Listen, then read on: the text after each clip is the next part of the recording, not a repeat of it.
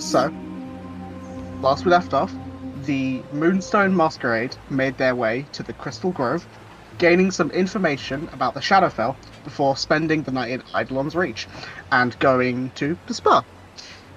There they met Wild, Malik's chauffeur, for lack of a better word, and had them teleport the group to the Gloaming Marina, where they embarked on the Ice Icebreaker with Captain Brooke. As you can see in front of you, this is the boat. You guys can be pretty much wherever you want on the deck. Can we not be on the water? No, can't be, No. because then they would leave I've got you. Misty Step. Could be. Well, you could be, but I don't recommend it. I'd like to be. I'd like to be wake sailing on the back. It's not going fast enough for that. No, damn it. Wait, aren't you Oh, just no, being wait, dragged wait. around? I've got what's the fucking spell? The floating disc. Oh god. Yeah, but you're not. I guess technically, yeah, but you're going so slowly. It wouldn't be enjoyable It's really at all. boring. Yeah, James. like a fucking mobility scooter. Yeah. Hey, James, do you just want to pretend because I can give you fly. Oh, I would love to fly. Archer and Ross would love to fly. So what I'll say, a few things I should mention, is that Oh, around Summoner's Island, which is sort of the island you are going to, there is clearly like a storm of some sort, or like it's like the sky is darker and there is more like fog rolling in, which is why there is fog on the map. And I will quickly say, as sort of, you know, you're on the boat, it's about 4 hours altogether. We'll say this is the first hour or so. Archeron, you get 2 messages, one after the other, from Alex. Oh, okay. Oh, 1 second. I've not even got my OneNote. Okay, bear with me 1 second. Periphalon, episode 67. Here we go. So on the boat, Alex sends me messages. Okay. Yes. So these are one by one. So I mean, if you want to reply with 50 words, you can, but it's up to you.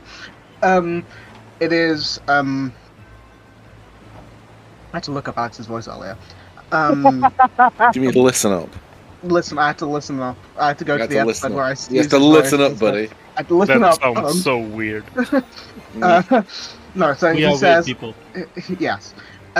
He says, had contact with a royal advisor, said that we can't see the king until someone from each country confirms their attendance. That's the first message. And then the second message, can't see I'll send them. I'll send them. Okay. The second bit is Jarek wounded, new knight leader Sir Draymore. Cold spread to Moorlands, conflict escalating to ports. We're being careful. Kalen thinks we're being watched. All good? Is that how he ends it? All good. Okay. Yeah, all good? Question mark. Okay, cool. Yeah. Okay. So I had contact with the royal advisor. I said we can't see the king until someone from every country agrees to the meeting. Okay. How does sending work in your world? Is it do I have to respond immediately, or can I? I suppose I could take this to the group. I don't have to respond. I have my own sending. That is true. I will say for this, you would need to respond within like a minute. Okay. I'll be like, thank you, Alex. I'll take that group and be right back to you. Don't go anywhere. Kiss, kiss. Moonstone Masquerade, unite! No, I hate it. Okay. Yeah, so, that one. Well, I don't think that was it, Chief. No, you don't know until you try. So now we know. Hey, I was right about the spa. Give me that. So, I Alex, totally agree. Alex lovely. has been in touch. He says, for some reason, he came to me. I'm assuming it's because I'm his favourite. And he said, Yeah. well, sending goes to anybody, and anyone can respond. Yeah, but do you think Alex would send me, an idiot, sending? We're getting beyond That's this actually point. a very good point. Very good point. He could have messaged Maeve. Sorry, I'm the favourite. No, so he said. Serious now. I mean, in all fairness, He you would have said- messaged Cassian, but I'm not messaging myself. Yeah. I mean, that's- why that's- didn't you yes. send these to Slab? They like connected Yeah, with they had a Soulbox. very. Grilled cheese Anyway, connection. the grilled cheese connection, Just the the name of B-side the to Rainbow episode. Connection. Yeah, Yeah. about that. I ate them all. Someday they'll find us, the grilled cheese connection, the lovers, the dreamers, and me. What was I saying? Do Okay. you guys also hear Kermit? Kermit the grilled cheese. Right. Okay. So we're getting off the point. So he said that he's had contact with a royal advisor and he's being refused access to the king until somebody from every country is there. I'm going to assume he means like an official member. We're not going to be. I don't think like riffraff such as ourselves are going to be able to cut the mustard, as it were. Though I don't think we actually In the cover that background, much. Maeve of the just goes, riff-raff. You had me, bitch. Maeve's a higher up. Sort of, I think. Are you? Her father is. Yeah. But She's very clear to us. out. But yeah. But no. So but what I mean is, I think they need to be an officially sanctioned, like. I'm assuming. I don't know. I just don't think that 6 random people are going to cut the mustard. That's by the by. But you know, he says that. Mel's not here. But do you remember the Dragon Knights? yeah. Yeah. Yes. So Jarek, who was the head honcho of the Dragon Knights, has been wounded and been replaced by someone called Sir Draymore. Does anyone know Sir Draymore? Does ring any bells? I will say, can Slab and Cassian do history checks? I'm going to give guidance to the smartest one of those two. I would assume Cassian. Okay. I didn't want to assume. We all This do. is just a throwing it out there, and it wouldn't matter anyway because I'm a +0 to history. But would Sino have heard of a Draymore at the attacking fronts? I would say no. Okay. So Cassian does have. I mean, 17's enough, but Cassian has Is it a guidance. if you D4? want a D4, yeah. Jesus, plus Get one. off me! Well, he's a rogue. He's got fucking expertise in history. Yeah, but Oh yeah. Yeah. 21. Yeah. So Slab, you're like, who the fuck? Draymore, I hardly know.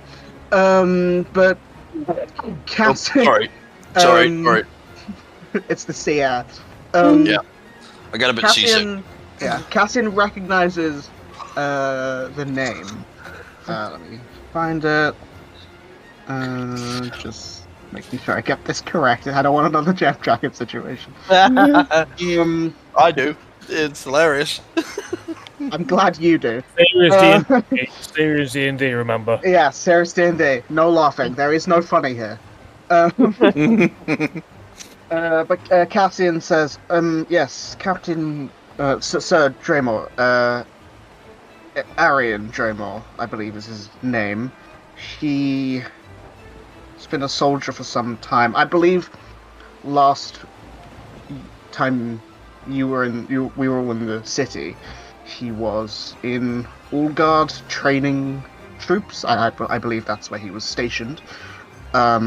He is very competent. I've spoken to him once or twice. He's certainly intent, to say the least. Does he agree with Crown Top and Neferodo's stance in the war, or is he? I wouldn't know. She was training new recruits for some time. But his specialty. Oh, sorry. is- I thought you said she then for a moment. No, he was his specialty is the manipulation of metal. It's a metal bender. He's a top Bayfar. I don't know who that is. That sounds like food. Yes, Toad looks at Ashram. But no, I'm into wrists, so don't think don't do nothing.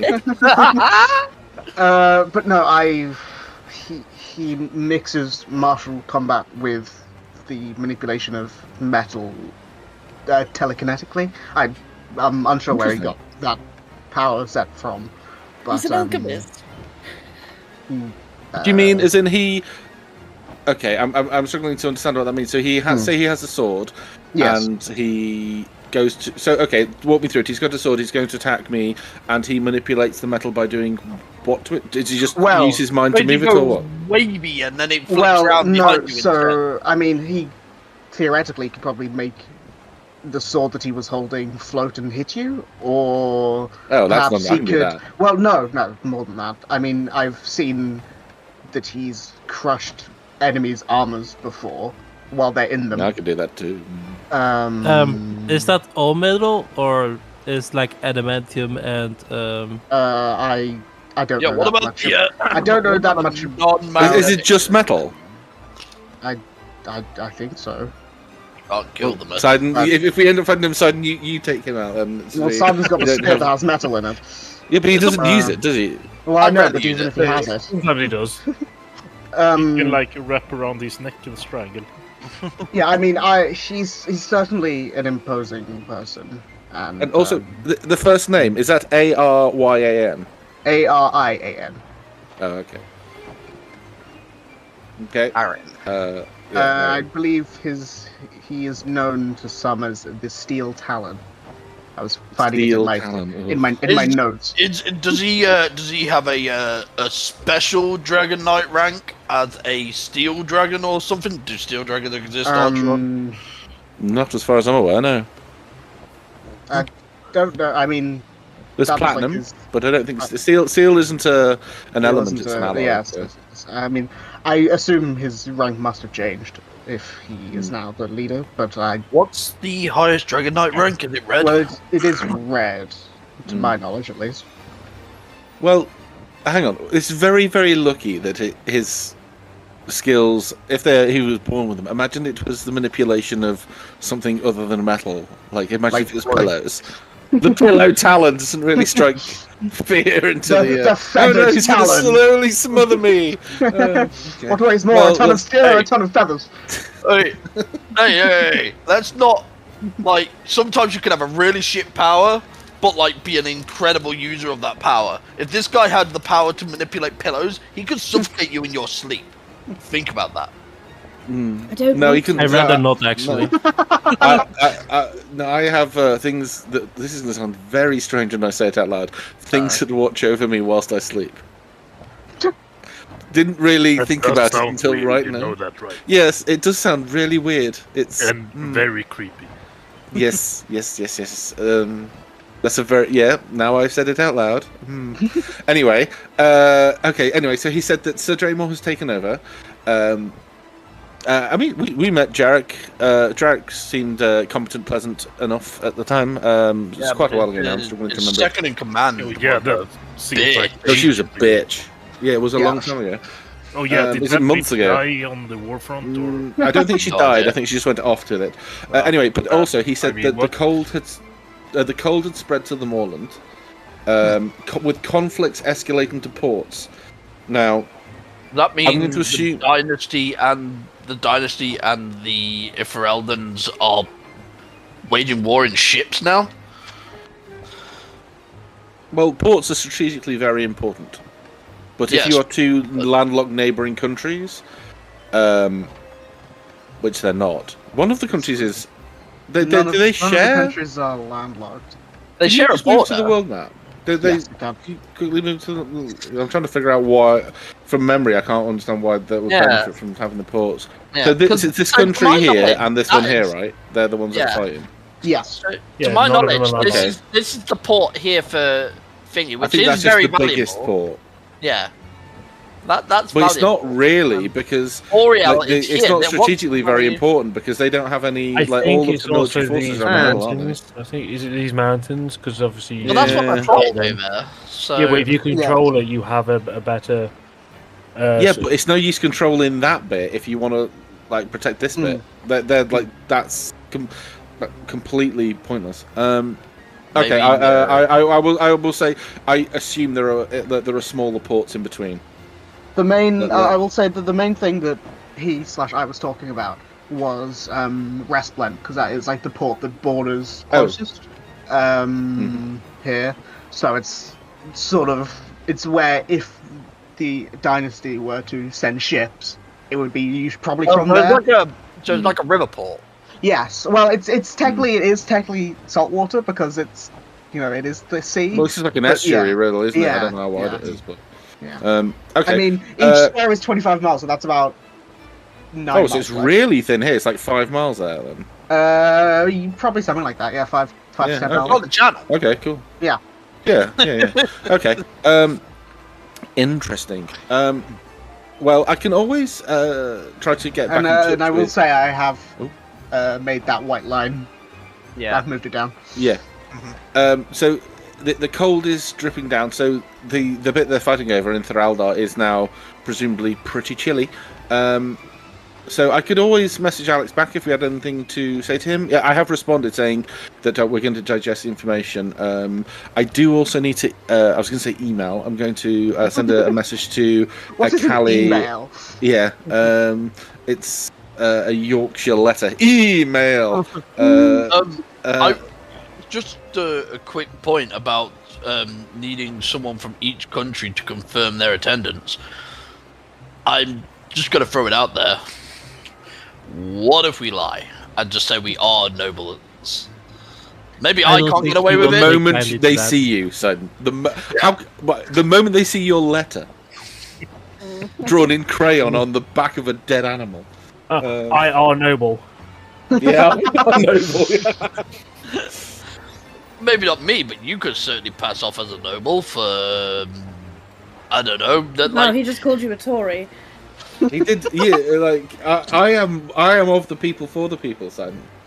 yeah, but I mean, like, you could pass off as like someone important from like Obelister. I know you're not from Obelister specifically. I thought you were about to say you're not someone important. Then I was like, whoa. No, like, I know you're not from Obelister specifically, but you could act as if you are on, like, You also from you also know official people in Obelister. Yeah. that is true. Yeah, You we know just know the people. Council of Cardi. You've spoken with 2 of them. Yes, yeah. So look, quickly. Sorry, God, could you take us back to the main Jesus. overworld map again? Sorry, I'm sorry. Ideally, what we'd have is like a smaller one we could zoom into. Could we place like a little tick for where we've got people we know from each place? So we know people in Crown Top. We got Orion. Well, you know, you won't need and- Crown Top. because Yeah, obviously, that's but the yeah, place. hypothetically, we know But does he? Malachi, Pyra. Wittel, and Pyra. Well, does he mean? Because obviously all the different bits have different colours. So there's like the dark blue bit, the purple Yes. bit. Does he mean one person from each? Each of those places are countries, so 1 from each. So we need. We've got 2, 4, 3. 5. But You Yeah. don't need Crown Top because that's the place. we've got You someone need, in Pop. you need We've got one loads from, you need from one here. from the Dynasty. You Yeah. need one from Galador. You need one from Obelister and one Galador from will be- Arcadia. Okay, cool. So Galador we So can. will be Arcanist the and trouble. Obsolescer are sorted. Yeah, Arcadia, Yeah. you know Eurydice, you know Lyra. Yeah. Either of those can count. Atlas. Even yeah. even Atlas, would count. Okay, Pyra, so we've all, got Sapphire. Well, and we Lily. need- Sapphire and Emerald. we need to Yeah. wait for a response from Dynasty. Sidon's guy. Yeah. Speaking of, Oh. as you have, I was gonna say, as you have your, I assume you guys probably have a world map out. You guys probably have. Sidon. Yeah. As you're all talking, everyone speaking and the sound of the waves and the wind sort of die down for you for a minute, as you get also 2 messages from Ruan. And he says, Uh-oh. Rotwer, he says, Sidon, I've sent word to Cephalon. However, with the conflict, it is unlikely that the Empress will send delegates until a ceasefire is called. That's the first message. The second message is, I may be available, but it will mean crossing the border. I need to know when, and be assured that I won't be incarcerated. I will send that. Sounds like a bitch. He's not a bitch. I'm the bitch, so he's not really got the patience for me. Is my assumption on that situation. Deciding to say he's the bitch. He also called himself stupid before. He's gained self-awareness. He's becoming self-aware. I'm not sure if that's good or dangerous. Throw him off the boat. Man The only way to be sure, nuke him from orbit. I've had He's, ticks. he's definitely got some scurvy. So the only place I we're will- looking for then is Galador, right at the Galador. top then. Yeah. That'd be the Do we know most anyone in difficult. Galador?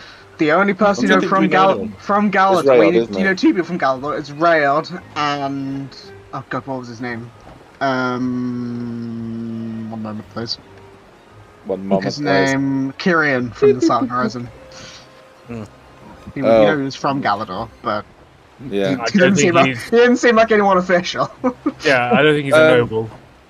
Yeah. I mean, if everyone okay. wants to make me history checks, I can tell you who. Well, you I'm might going to be able talk to find. Rayod. I've not spoken to him in a little while. I meant to do this Nope. anyway. Well, actually, let me see. Simon, do you say anything to Ruan? Just So forget. I am thinking of saying something to Ruan. So what I will say is, crossing the border can be a challenge. Can't guarantee that you won't be incarcerated, but we will, if necessary, we will try and not go through official channels to try and get you out and speak about the summit. The king has agreed to allow a single person from the dynasty to accept a role at Crown Top for I'm sure that was about 50 words. yeah. I mean, just paraphrase it down. Yeah, I'm yeah, just yeah, trying to get yeah. the gist of it. You get the gist You now. sound like a Yeah. message from fucking caveman Og. No, Galador, no, Galador. Okay, so with those history checks, the two you I would say everyone but Cass would Oh shit! I didn't even roll. sorry. let's say Galador. It's fine. History. 1 second. I'll roll 2. Boom. 1. 25. Damn. Yeah, so everyone but Cass would definitely would think of 2 people. The first Slabwood as well. The first that everyone would definitely get pretty quickly is, his name is, Bjorn the Stalwart. He is the Jarl of Galador. He is a very large Goliath man. I will say, I'm trying to think of, Big summer blowout. yes, he would reside in Tondara, which is this one up here, very top left. And then the other person, which I will say Cassian, Drac, and Archeron would get a little less, maybe not well known, but doesn't come to your mind as quickly, is in Boulder Cross, which is up here, the other end of Galador. Is Ilmer Iceweaver, who is the leader of the Frostwalker elves, and that is like most of the Frostwalker elves live, and they are like the person who looks over that area of Galador. Yeah. So interesting. Well, we've not met these people, so unfortunately I can't reach out to them. However, Rayod, we've not spoken probably in a little while. There's a couple of things. I wanted you to remind everybody, if you could, about that thing that we were talking about, where you I know you said you didn't die, but for lack of a better word, let's use the word died. I know you're very adamant that you didn't, but I think I did not. I'm still here, aren't I? Aren't I? I mean, yes. I'm but just you in the face. for lack of, secondly, do you know? I'm sure I've asked this, but I can't for life and money remember when it was. Do you know roughly how long ago it was when you ceased to have a static mortal form? Wait, what do you want me to answer first? Either, really. Well, the first one first. In fact, Okay. if you could answer the first bit and then lead directly into the second bit by going 25 years ago, ... Instead of Yes. a long time ago in a galaxy far, far away. I'm going to have to find when that was when I wrote that And down. to assist, somewhere. I am going to see what spells I have, because there's a way I can help you do this. James, am I allowed to change from the world map now? Oh yeah, I No. wasn't looking at that for ages. Let's see. I don't. Oh, I do have major image. Yes. Okay. So everybody, gather round in this 20-foot square. There's plenty of room. Don't be shy. I'm going to. Sorry, Mr. Frost Giant. You can come and watch if you want.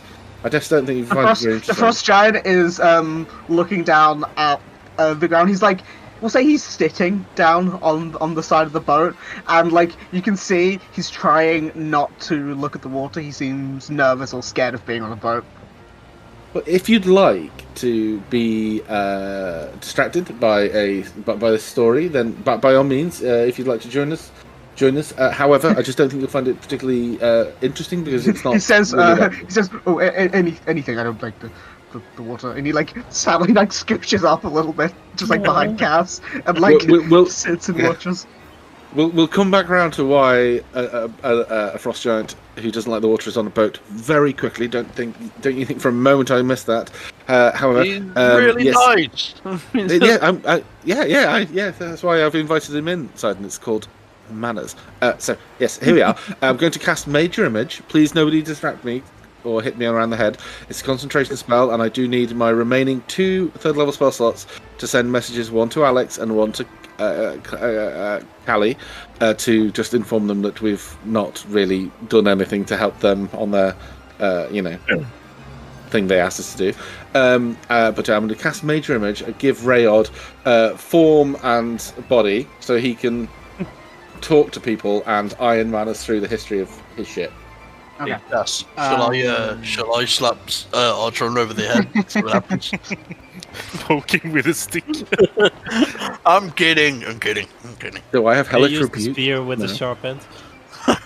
Jesus. Hold on. I'm actually gonna need to see when this was, 'cause I don't know where I would have that written down.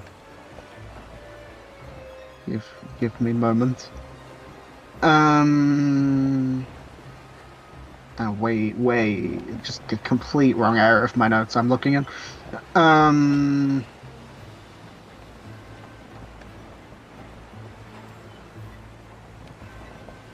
Would it be here? If it's anywhere, it'd be here. If it's not, I'll make something up. So when, as you're Okay, looking for your cool. notes Okay, for the rest I of get the, it. I did oh get sorry, it. But no, but you what get it, you happens get it. is, so Rayod, so like it forms into like a campfire scene, but everyone's like got little more of like a lecture hall, like maybe a university lecture hall, and Rayod is like the lecturer, and as he like floats down from his like astral ghostly form into this like figure that I created for him, the moment he steps into it, it's going to change from like a very severe looking Frostwalker elf to basically Beaker from the Muppets, but he won't be able to tell because he's looking out. So every time he's like, Yeah, so you all, for a second, maybe for the first time, see Rayod, and then he's not Rayod. fucking Beaker from the Muppets. Is that how Rayad looks like a fucking Mhm. puppet? He looks to Drac as he says that, and then looks to Archeron, and then says, "What did he just call me?"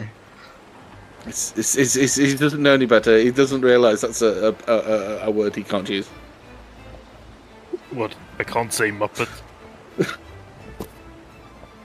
I'm gonna. It's fine. Hold on a second. I've got his character sheet somewhere. I need an inside check for him. Oh, I probably still have it somewhere as well. Actually.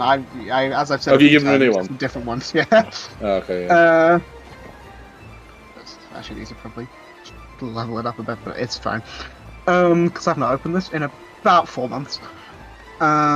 Insert check. 20. He knows you're a fucking bitch. Okay, I change him back. God almighty. So you want him to tell, like, relay what happened to him, essentially. Yeah, just like, and this time it's in a more open forum. Obviously, this is interactive. We can question him, dig into a little bit more. So I think he took us very briefly through it, or he was like a little bit cagey about it. Perhaps I can't. It's too long ago. I can't really remember. It was a while ago, yeah. Well, he says it was about 22 years ago, I believe. It was me and 2 others. We were hired by a dwarvish man in... Hold on, I'm looking. the pages of the book move as he's checking his notes. In the city of Botunia, in Galador. We were hired to go partially up the Storm's Edge mountains to investigate and uncover some disappearances. There was no letters going between this place and a mine that was meant to be active. When we got there, it was abandoned. And just sorry to interrupt this early in. The dwarf who hired you, was he part of the mining company, or was he I independent? believe How his did he brother owned the mine. Okay. And we went up and we investigated the area. We found no people, some bones and stuff, not very nice. And half of the way through, we went down within the mine and came to a sealed off chamber. At this point, I'm going to make some history checks to see how much he remembers. 15. If he needs guidance, I'll give it to him. No, this is like as he's talking, you wouldn't have a chance to like do. Oh, I can't anyway. I'm concentrating on my vision. Imagine you just cast guidance on him and then all of a Oh, sudden he goes silent. You just keep talking, doesn't realize anything's changed. And we managed to open the sealed door, which is where we found some frost shard crystals. And we managed to open the sealed door, and within it was what was at first a statue, but it quickly turned into a very large, looks to the frost giant, sort of like that, but him, I think. It is him, isn't it? It is him. Brown shrugs. I don't care. But it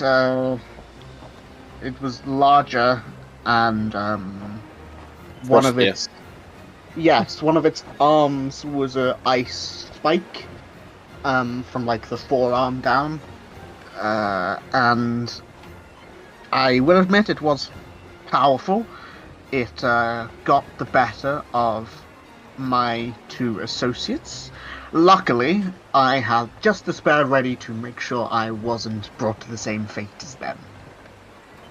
See, I'm not dead.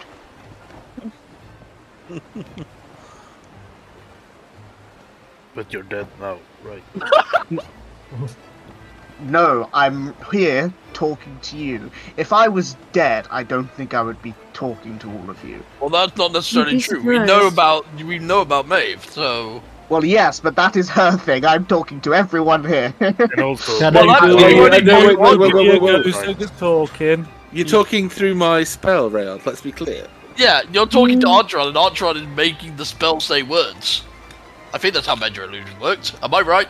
Do I get a treat for that one? Can I do basically, it's like to see there's a if- slight satellite delay. There's like a 1 second satellite delay. Raoul just like crosses his arms. Anything else? Can I do a perception check to see if Archon is doing ventriloquism? No. This is all legitimate. Rayard, wonderful. I'm sure you've seen everybody. This is Rayard, everybody. Hello. Hi, Rayard. Hi, Rayard. Oh, Your drinking has affected us in the following ways, and it's been wonderful to have you here. So, this creature you fought, did you know its name, or did you find out its name, or have any inclination of a name? He shakes his head. I do not believe its name was stated. The only thing I remember it saying was, I didn't understand it at the time. It was a giant, but I believe he said Periphalon. Periphalon. Would you be able to? See, I can't do this. I wonder. Like, I'm trying to think of the way we could confirm that for sure, but it's a reasonable assumption, considering. You see the giant. You see the frost giant who's watching on as he says Periphalon, just like shakes his head and like makes like a nervous. Okay, we'll come back to it again in a moment. Put the pin in it. Yes, quiet. I'm concentrating. So it's okay. Don't worry. We're all friends here. But we don't know your name. So the two. Pardon? Ori. Yeah. That's a dwarven name. What? What? Ori, Nori, and not Gory. Or some of the elves Gory. from Gory. Yeah. Those Ori, are Nori, and those Vory, the Jesus. perverts. Ori, Yeah. Nori, and Dory, actually, and yes, they are some Yeah, of the yeah. dwarves from The Hobbit. I didn't do that on purpose. I realised it after the first. Sure. The Tolkien literally, estate's coming for you, bitch. No, I wrote it and then left it and then came back a few days later and be like, Isn't wait it- a second. In the Ori, You wrote it, and then Tolkien brought out that bloody book. is it Ori spelled O-R-I? It is ORI, yeah. Yeah. I know End it's up not. the, I realised it was the same name, but I didn't write it on purpose. Okay. No, that's fine. So, fuck, you made me... Okay, Reg, you said that there were two friends you were travelling with? Did they didn't survive the encounter either? Not to my knowledge. Sorry, didn't survive the encounter. Oh, of course, not to your knowledge.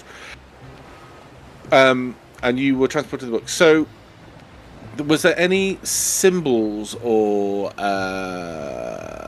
paraphernalia about that you could describe that we could perhaps... Now we have a very welcome, friendly frost giant in the form of Ori here. Hello, Ori. If you describe them to me, Red, I should be able to manipulate the spell to accurately reproduce a visual image. Well, I'm afraid it was a long time ago, and my memory's still a little bit spotty, and I don't really remember more than the broad strokes, I'm afraid. I do have a quick question for you, Riod. Rayod. That's what I said, wasn't it? Riod? No. Rayard. No, Rayod. Like a ray of sunshine. Ray. Yes. Yes. And then Not you, re, Odd. it's like a response to an email. Well, anyway, my question is, do you want out of the book? And if you did get out of the book, what happens to Archeron's powers?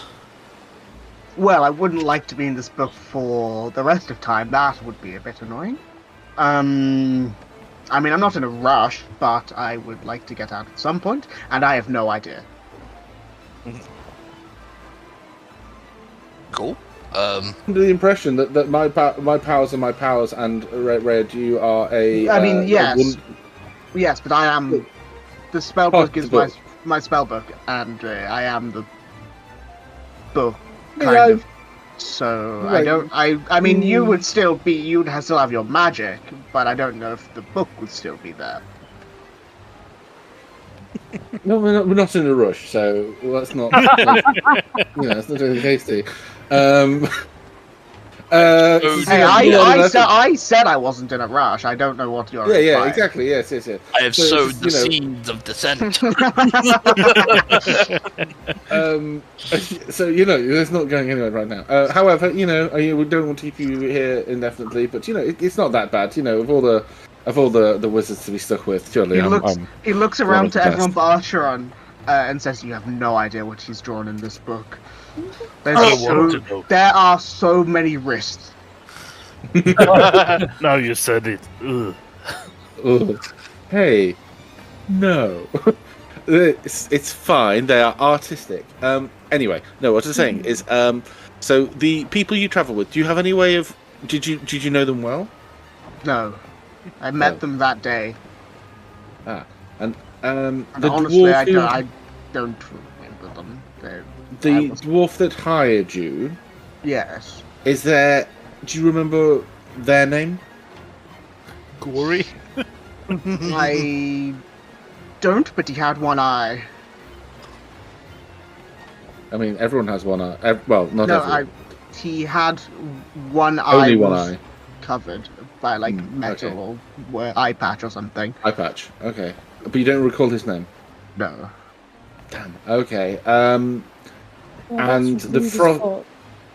It was 20 years ago. It was. Okay, 20 but years ago, he met one guy for 5 minutes who gave him a job, and he could remember that he had one eye, and yet the people who literally died next to him, he can't even remember a basic description of.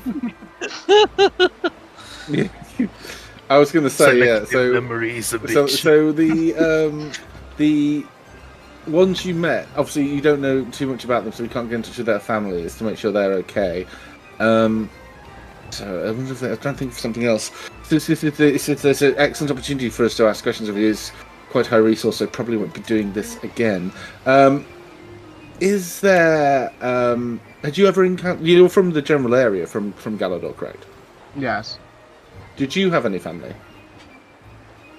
I mean, yes, but I had parents. I probably still have parents. I just shrugs. I mean, I left. They know I left, so. Would you like me to contact them to tell them that you're not? I'm not dead. Dead. He's a slow blink. Rayon, how old are you, and are you perpetually the same age you were 20 years ago because you're stuck in a book? He's also elven. Yes, I am. I'm going to make up a number now. I'm going to say 324. I don't know the other ones. I mean, I don't think I've aged, but then again, it's sort of difficult to tell. Fair enough. If we and I'm not going to do this, it's just for hypotheticals. If we tore a page out the book, do you feel it? No, he's talking. Archeron's glaring at you. I wouldn't do it. I genuinely wouldn't do it. I would tear. No. I gently remove pre-written scrolls from the book. Just like how you gently draw those wrists while moaning to yourself. It takes a lot of concentration to get it right. Anyway, so okay. Is there any other questions you have for Rayod, class? Why are you so mean to Archeron? He deserves it. I think they give it. I think they give each other the same amount. I think they give as good as they get for each of them. It's like a brotherly relationship, weirdly enough. And to be fair, he does keep implying that I'm dead, and it is where is your body? My body is in the. I mean, I use the spell. I'm in the book. Is your body buried of some sort? Is your body turned into the book? I had the book beforehand. My body was melded into the book, so I guess the only reason buried in the book. Not buried. I made the spell a long time ago. I don't know this. I don't remember the specifics. Since then. I mean, yeah. That's convenient. It was 22 years ago. It Forgot a was. spell you made 22 years ago. Archon wouldn't forget a spell he made 22 years ago. Well, that's because he has my book. And I'm also like 20, so I probably Yeah, would. the spell- But surely, the spell- if you'd the made spell's the older than spell, here. the spell would be written in the book. Well, the spell I was in the process of making when I had to use it, so it wasn't fully complete, which is why when I used the spell, it was taken from the book. Yes, it was Because consumed by the power of it. Yes. Mm-hmm. No, you're like the one wizard desperately trying to help another. And wait, I have one final question then. If the book can consume spells, what if Archon makes a spell and he becomes the book? Would you then would you then share the book space? Oh, no, listen, no. listen, Mr. Monkman, I literally have no idea.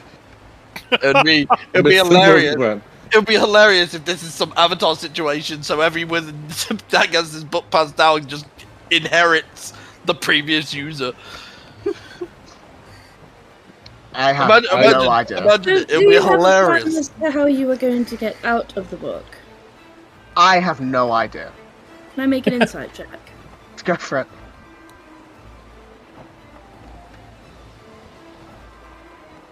Fuck. I want to use my... I don't think it's going to help. I will say, he's not lying. The 13, he's not lying. He has no idea. Okay. I just don't want it to be some kind of like, thank you Easy for trap. leading me all the way here, Archon. Now I'm going to steal your body and live in it. Yeah, it's And like have No, a you weird won by- fascination with wrists. Archon's fucking. I would noodle rather on be in the something. book. Wow. That's what I mean when I say you're quite mean to him. If Low you blow, were, no knees. if you were to take someone's body, which body would you take? Don't look at me. That's such a backhanded way of asking for a compliment, isn't it? Take somebody's body. man. I mean, preferably Not my, yours. preferably my own. Imagine he just looks at Cass and Maeve and goes, hunger, hunger. Oh god. I mean, Your body isn't a physical thing anymore. but Well, could we listen, make? I don't know, Mr. Goblin. I have a name. I don't know got your him. name. Yeah, I mean, Hang on a minute. well, Hang on a minute. Why didn't you call him Mr. Bard? You called Sidon Mr. Monk. Well, if I called him Mr. Human, well, I guess I could have. Yes, you could have. You That are feels- listening. I would like to I mean, point I'm- out I'm in this, listening. in So a you know party my full name? of, I'd like to point out, calling me Mr. Human in a party full of non-humans feels incredibly targeted I mean, and racist. Cass. And I'm Who's also Cass, human. yes, Cass as well, but you see what I mean, right? Okay, but calling him Goblin Immediately since is Cassian no human. different. He's Yeah, the only and Goblin. Cassian. Party. Cass, So, Cass- Cassian's half of it. I feel targeted now. Okay, Well, Mr. Red this- spiky haired bard goblin man. I'm feeling this conversation's getting a little bit off the rails. So dropping don't say. concentration now. Well, Yes, okay. Goodbye, Mr. Old Man Elven Nobody.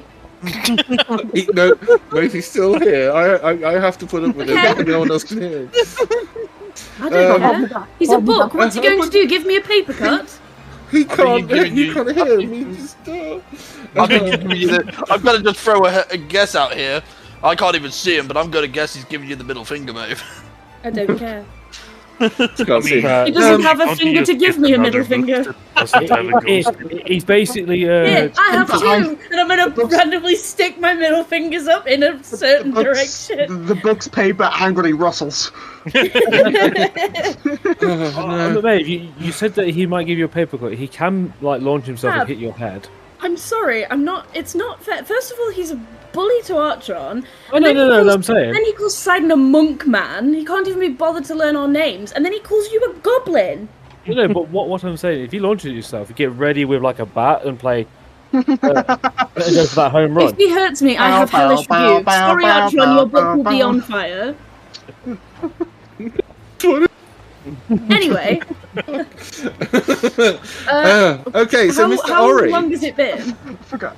It's been like, let's say, with the conversation. We'll say it's actually probably been about the same time it's been, so I'll call it like 45, 50 minutes. Okay, so we're getting like halfway to the place, It's aren't about we? 2 hours would be about halfway. But you said it was like an We're all hour the way in, there. didn't you? No, this is Yeah, like the about first quarter. hour I'm in. So Oh, it's like... Yeah. okay. Yeah. So, Oh, okay. wait. Try We'll to get say things back it's up. been an hour altogether. Okay, I'll wait. Okay. So, that was not as productive as perhaps it could be. No one's to blame. Don't worry, I'm not upset. Just disappointed. Okay, so moving to a second point, which I think will be a separate conversation we have to have in a moment. But I would like to meet our new friend Ori. Was it? What brings you to this neck of the woods if you don't like water?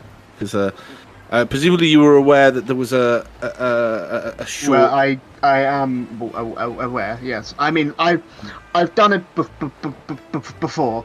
I mean, work is work, so... Yes, I sorry, I sort of mixed his Rail's voice. I've made the trek before. I don't like the water. I go between his he like flexes his arm, hired muscle for in case bad stuff happens. For whom? Sorry. The Well, captain, you mean? I work for the captain who is hired by Malik. So. You yes? do seem to be having an awful lot of trouble with it. I mean, I'm Oh. fine. It's just especially. Well, with it's not nice, is it? If It's not. No, I mean, I'm used to it. It's just with the fog as well. Oh well, I'm so you are. Would you like to? Is there like an under deck we could go to? where you No, can- I have to be here to watch. Is it specifically to watch what's happening on the deck? You're not concerned about off ship, as it were. Well, both. I mean, there are. I don't see why the people on the deck would be doing wrong. It's mainly other stuff. Yeah, I mean, if something attacks us, he needs to be ready. So. The So in case, so that's what I was asking about. So if something attacks the boat, you spring into action and fight them back. I try. Yes. Well. It's what the fuck is that? It was the telly, I think. It was TV. What is telly? So it's just the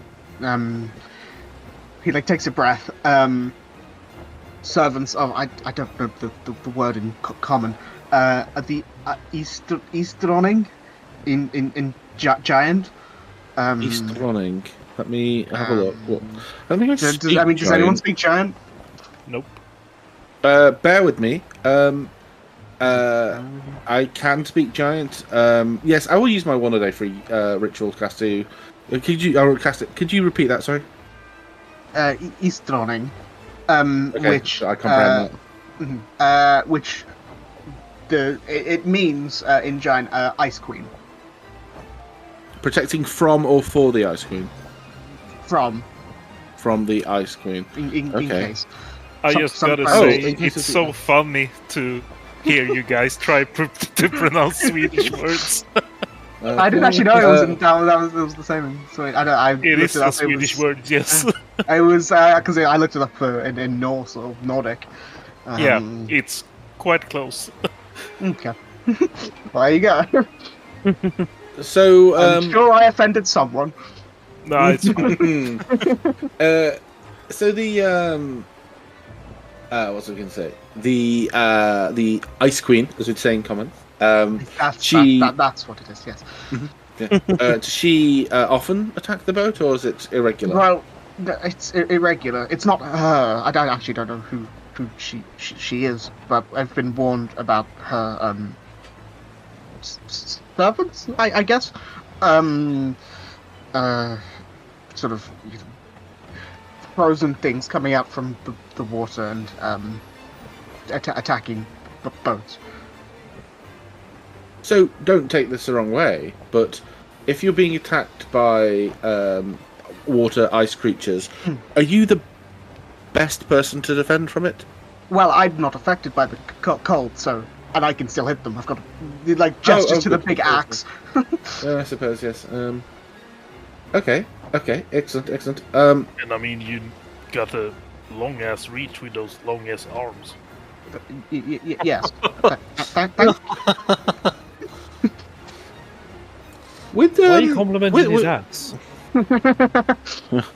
This is called a long back where I come from. I don't think that long ass is a compliment, but sure.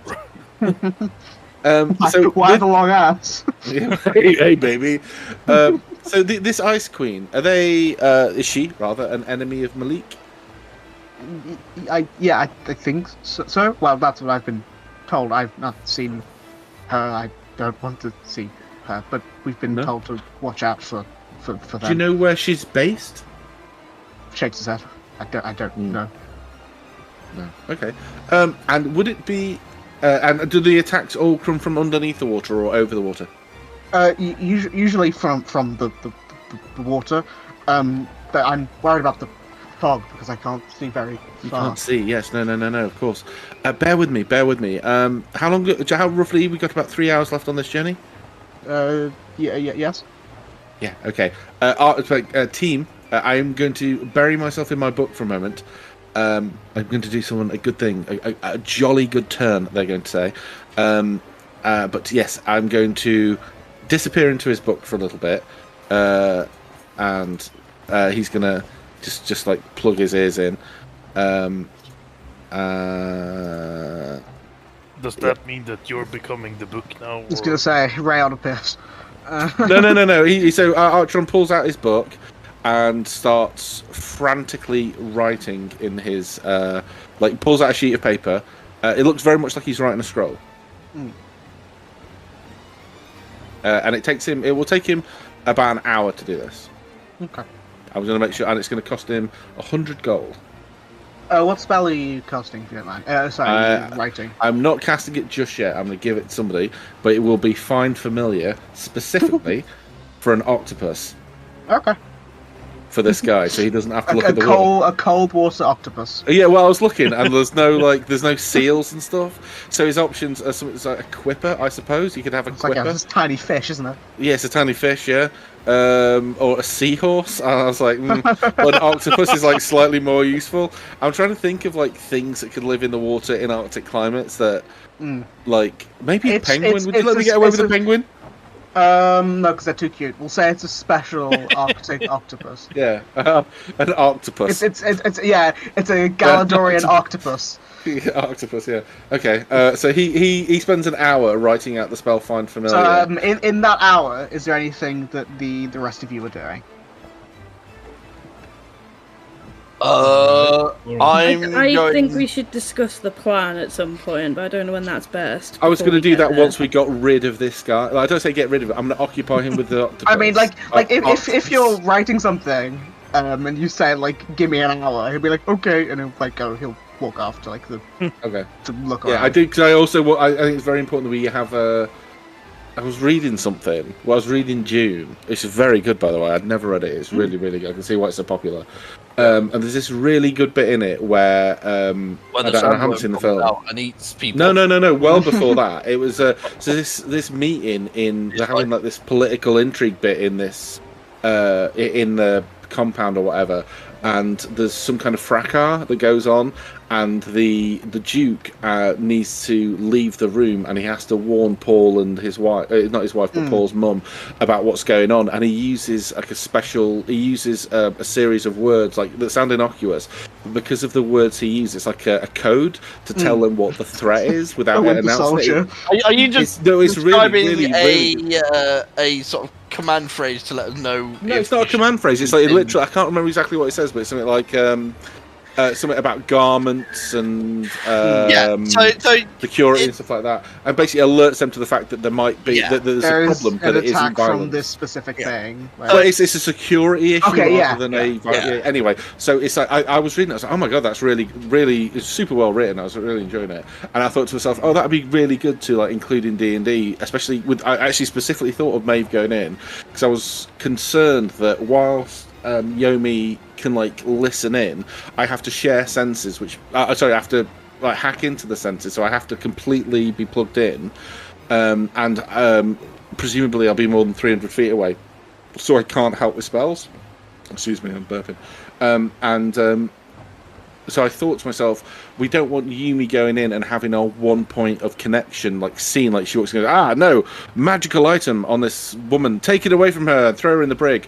I thought actually what we could do is load her with like our most, I don't want to say obnoxious, but like our biggest and most gregarious magical items. So I am Maeve Nightshade. I come from the court of shadows. I speak for the trace. Yeah, but like, I also come with the blessing of Solista with her spear and this necklace of the moon, blah blah blah blah blah kind of thing. And those big shiny magical items, which are like artifacts and very rare items, would probably distract from this like quite low level homunculus like brooch. Do you know what I mean? That was the plan. So wrap your head around that, and that's what Artron would say. I was thinking about the plan myself, and I have a thought, and it only just came to me as we got on the boat. It's strange. It's like a week has passed and I've had time to think about it. But we know he's the archfey of this realm, and this realm is very based in conjuration. We also know people teleport in and out. Now, judging by the fact Kali and Tia are able to hide while on the run without having to teleport all over the place, means that he probably doesn't know where people are in the realm. But what if he's able to know when people enter his realm? What if he knows that we've all come in together and then we said maybe no, because here's the thing with that. You came in 10 minutes before the rest of us. It was only a minute. It just did 10 minutes worth of chaos beforehand. Yeah, it just felt like 10 minutes because of full combat. If a group of people were to come in together, and people pass through all the time, that's what we were told. If a group of people were to come through together, why would they have one person come in and then a minute later the rest of the group come in? Because that one person is a moron. Well, yes, obviously, but maybe he doesn't know that that person is a moron. Maybe it could have been that I came through and a minute or so later the rest Clearly, of you arrived. Jennifer's ability sense moron. Yeah. My moron sense is tingling. My worry was, what if he knows not just numbers? What if he knows the people who enter his realm, but then can't track them once they're on the move? Like, while we're not teleporting around, he can't track us. But what if he can track conjuration spells? I kind of see where you're going with this, but if he knows everybody that's coming in, it's a lot of admin, is what I'm saying. How would he track? Like, someone arrives, and I see what you mean there, Sudden. It's not by no means a ridiculous thing.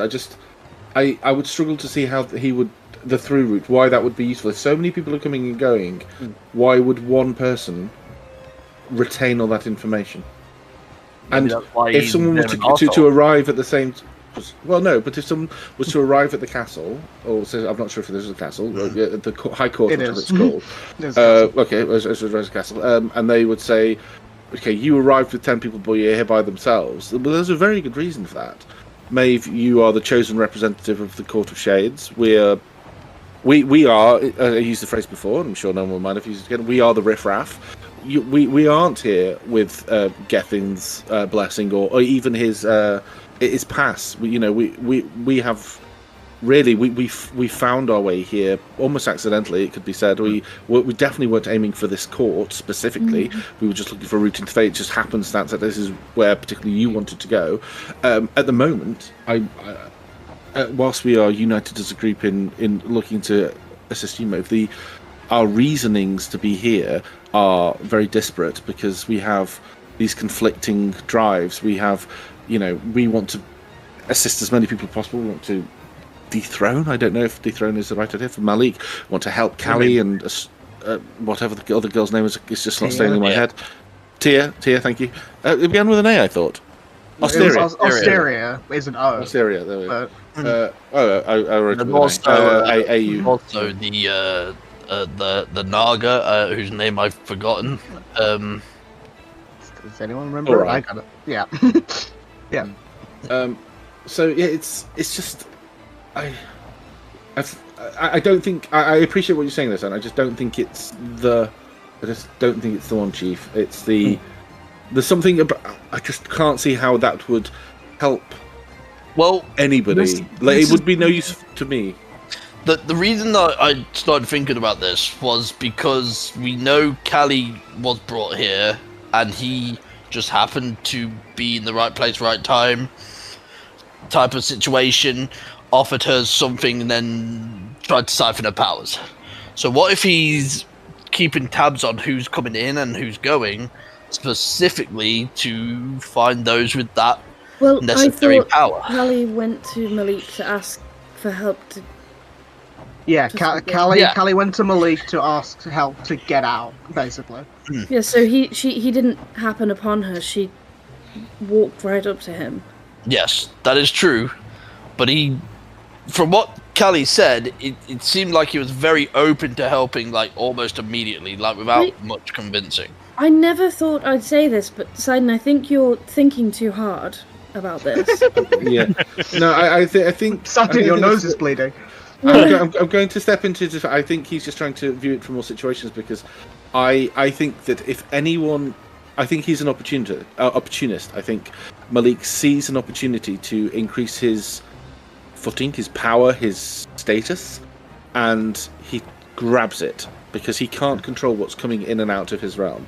So it's not as if he can say, oh, today I need a fire ganassi, today I need blah, blah, blah, blah, blah. They just happen to come through. And so he has to be very reactive. And you've heard the phrase, chaos is a ladder. He's just very good at climbing it. Though I appreciate the thought you put in this. This is very good work. I'm going to put a gold star on your chart.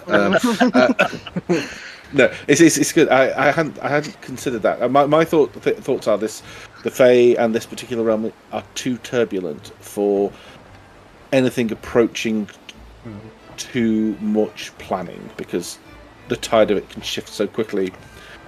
And if we are looking to disrupt, I think that we need to make it more turbulent. So. I'm sorry to keep talking, mate. I'll shift in a moment. My thoughts were, if we wanted to see if there were any others who were displeased with Malik's rule, we could try to announce it via Skywrite that this is the moment to rise against him. Not going to do that right now. Just a thought. My opinion of the matter is Malik seems like the type to brag. And I believe that if it is... I mean, his full title is Malik the Magnificent. Yeah. My thought is that if... There's 7 of us right now, isn't there? 8. 8. If the 8 of us go and start asking questions that make him uncomfortable, he will not be honest. He will not brag one way or the other. He will make out that he is amazing and wonderful and would never put a foot wrong. Whereas if I go and act somewhat naive about the situation, he may be more willing to talk about it, thinking that I'm not an issue. May slip up, yes. Yes. There is also the worry he is a master manipulator who had trapped a beautiful creature in that cave. So I grew up with a master manipulator, don't worry. Was she also a master debater? Oh god. Or what if he doesn't slip up? What if he just even if he doesn't slip up, what if he just doesn't try to take you? What if he just lets you leave? And that's fine. Great. Yeah. I'm not going in with the thought, oh, please steal me away and put me in your underground dungeon. That's not the plan here. Fit, yeah. What we're looking for him to do is tell us as much information as Maeve can extract from him, and then we can discuss it without him knowing there are 7 other people here that are willing to, stand up against him. And it's and just one more like avenue that we could potentially go down. And okay, I know I get excited for these things, but if we did his like trials, his games, and we get a boon, and what if we made that boon answer all of our questions as truthfully as possible? because the truth isn't always what's helpful. He can omit things. How are we to? The problem is as well. If he tells the truth, then we are powerless in some instances to force him to change it. So in one instance we force him to tell the truth about Krista. So let's take this to the next step. Malik, tell us the truth about what happened to Krista. I locked Krista away for her own good because she was infected by this. Mara is the person you're talking about. No. Krista came looking for her, and then Krista disappeared. Right. So Krista, she was also infected, or I believe she was also infected. So for the good of everyone, I locked her away. That doesn't help us at all. But I do actually have a question, and this could be an interesting point. Maeve, you know the Feywild more than most of us. Can the Fey lie? Like, I know once they make a deal, they kind of have to stick to that to a T, but are they allowed to lie? They are, right? They are very much allowed to lie if they want to. Yeah. Okay. I just wanted to check, because you mentioned how he lied to Geffen, so... I would assume if I think we retroactively changed that. Yeah, Well, I was just it was me like not having the full. Truth by omission, yeah. Well, it was me not having the full thing written when I had first mentioned it. Yeah. But I said something that was close to what I thought it was going to be, and it was relatively close. Just Yeah, I it's not a million changed the miles away. wording. Oh, okay. I took it like if they were signing a contract, they cannot lie. But only if it says that in the contract, yeah. Yeah, that's what I mean. Is in like if they lie and it changes the whole contract, then they can't lie. Well, also let's just remind everyone, right? The devils are the ones who do contracts. The Fae do agreements. They do very different things. Yeah, They do handshake deals. It's handshakes and hugs. Yeah, Handshake find deals. pacts and stuff like that because like Maeve's Warlock pact with Geffen. That's specifically a warlock thing, though. That's No, but that's what I mean. Like, that sort of thing. yeah. As in, they can't be shady with that, but they can be shady if they're trying to get something else.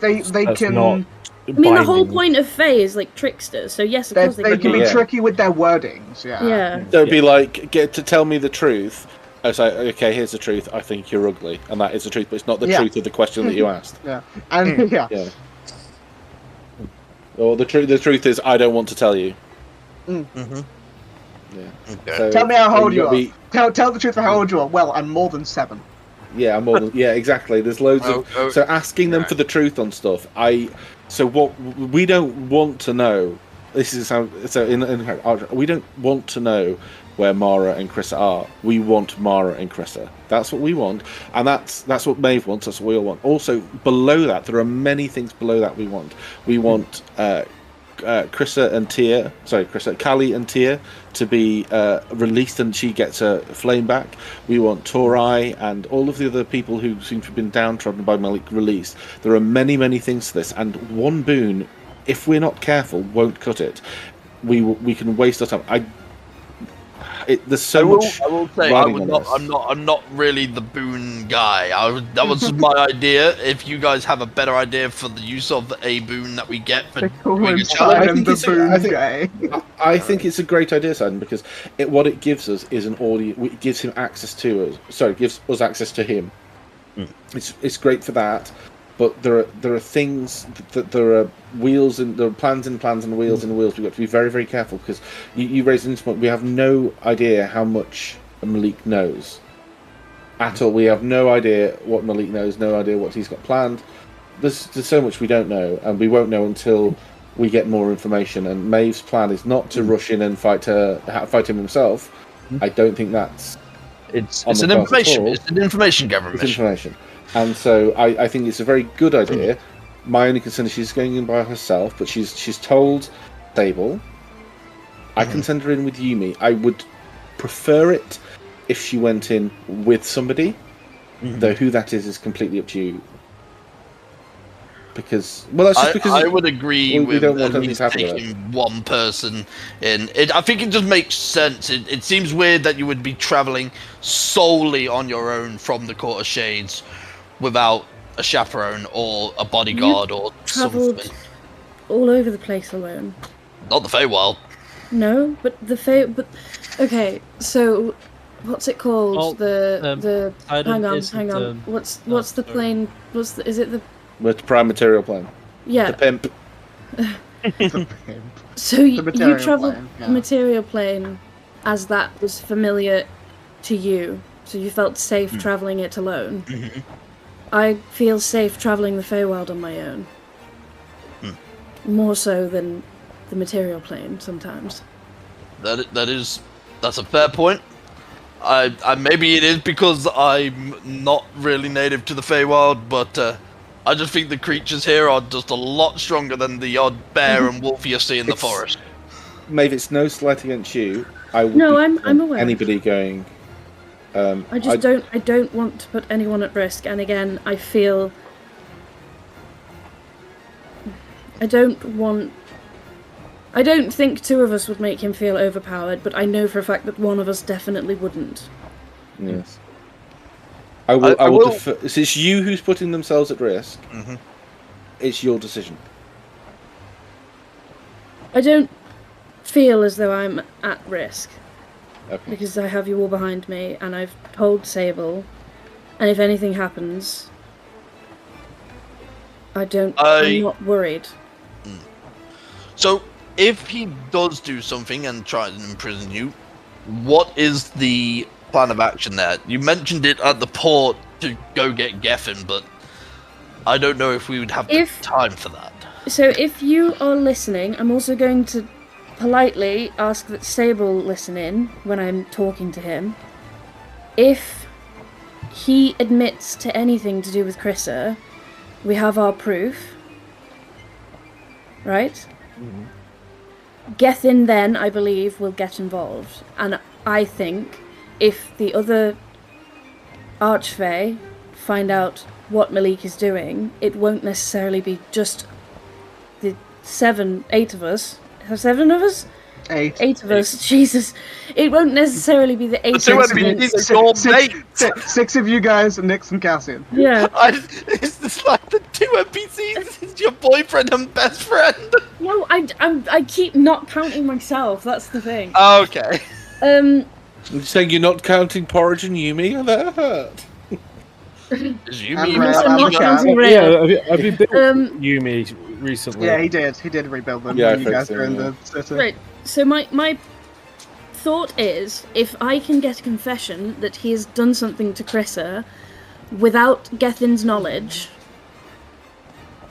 that's sort of messed up, and Gethin will want to be involved. And then it won't be us against an Archfey trying to take him down and free these people that he's trapped. It will be everybody against Malik, because we will have proof proof of his wrongdoings. Yeah. That would. Okay, but if we need, that's plan A, great plan. Plan B, if we can't get admitted proof, but we can get we get the next step, we get the next step in the path revealed. If we are looking to destabilize Malik's control, it was shown that he basically rules by the consent of the people. How do we feel about announcing via Skywrite that things are happening and those unhappy with his rules should rise? I think we're not completely jumping the gun. I think we need to see if we can get the information first, then we make a decision. Okay. If we start planning too far ahead, we're going to fall over ourselves. Okay. And we're going to cause more harm than anything else. If you take too big of a step, you end up doing the splits. These people in this court... Your trousers. I mean, look at... What was the teleportation person's name? Wild. Look at Wild. Wild trusts Malik, has only seen one side of Malik. How many more people in this court I was are the actually same? going to mention Wild. Wild teleported us here. He knows we're together. What if they know we're together? What if they teleport to Malik now and just I say... don't think. I think from what the contact I had from Wild, they do a lot of that kind of thing. I don't think we need to concern ourselves too much on that. I think if anything gets back to Malik, it'd be I teleported some interested parties. Yeah, some random trickle fucks. Yes, exactly. And if not, if that has got back to Wild has told Malik I who could we have are, met you what to somewhere do. in the court and never met you before. But equally, what I was going to say is, if Wild is going to tell Malik, then we've already taken that step, so we can't retcon that. So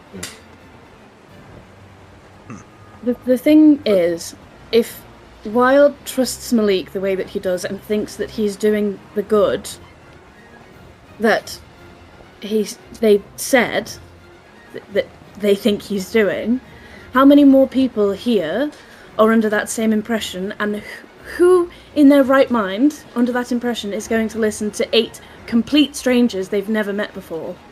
If we skywrite and say we're taking down Malik, we would be killed on sight. Then we by go. some people. Then if we want you to take down Malik.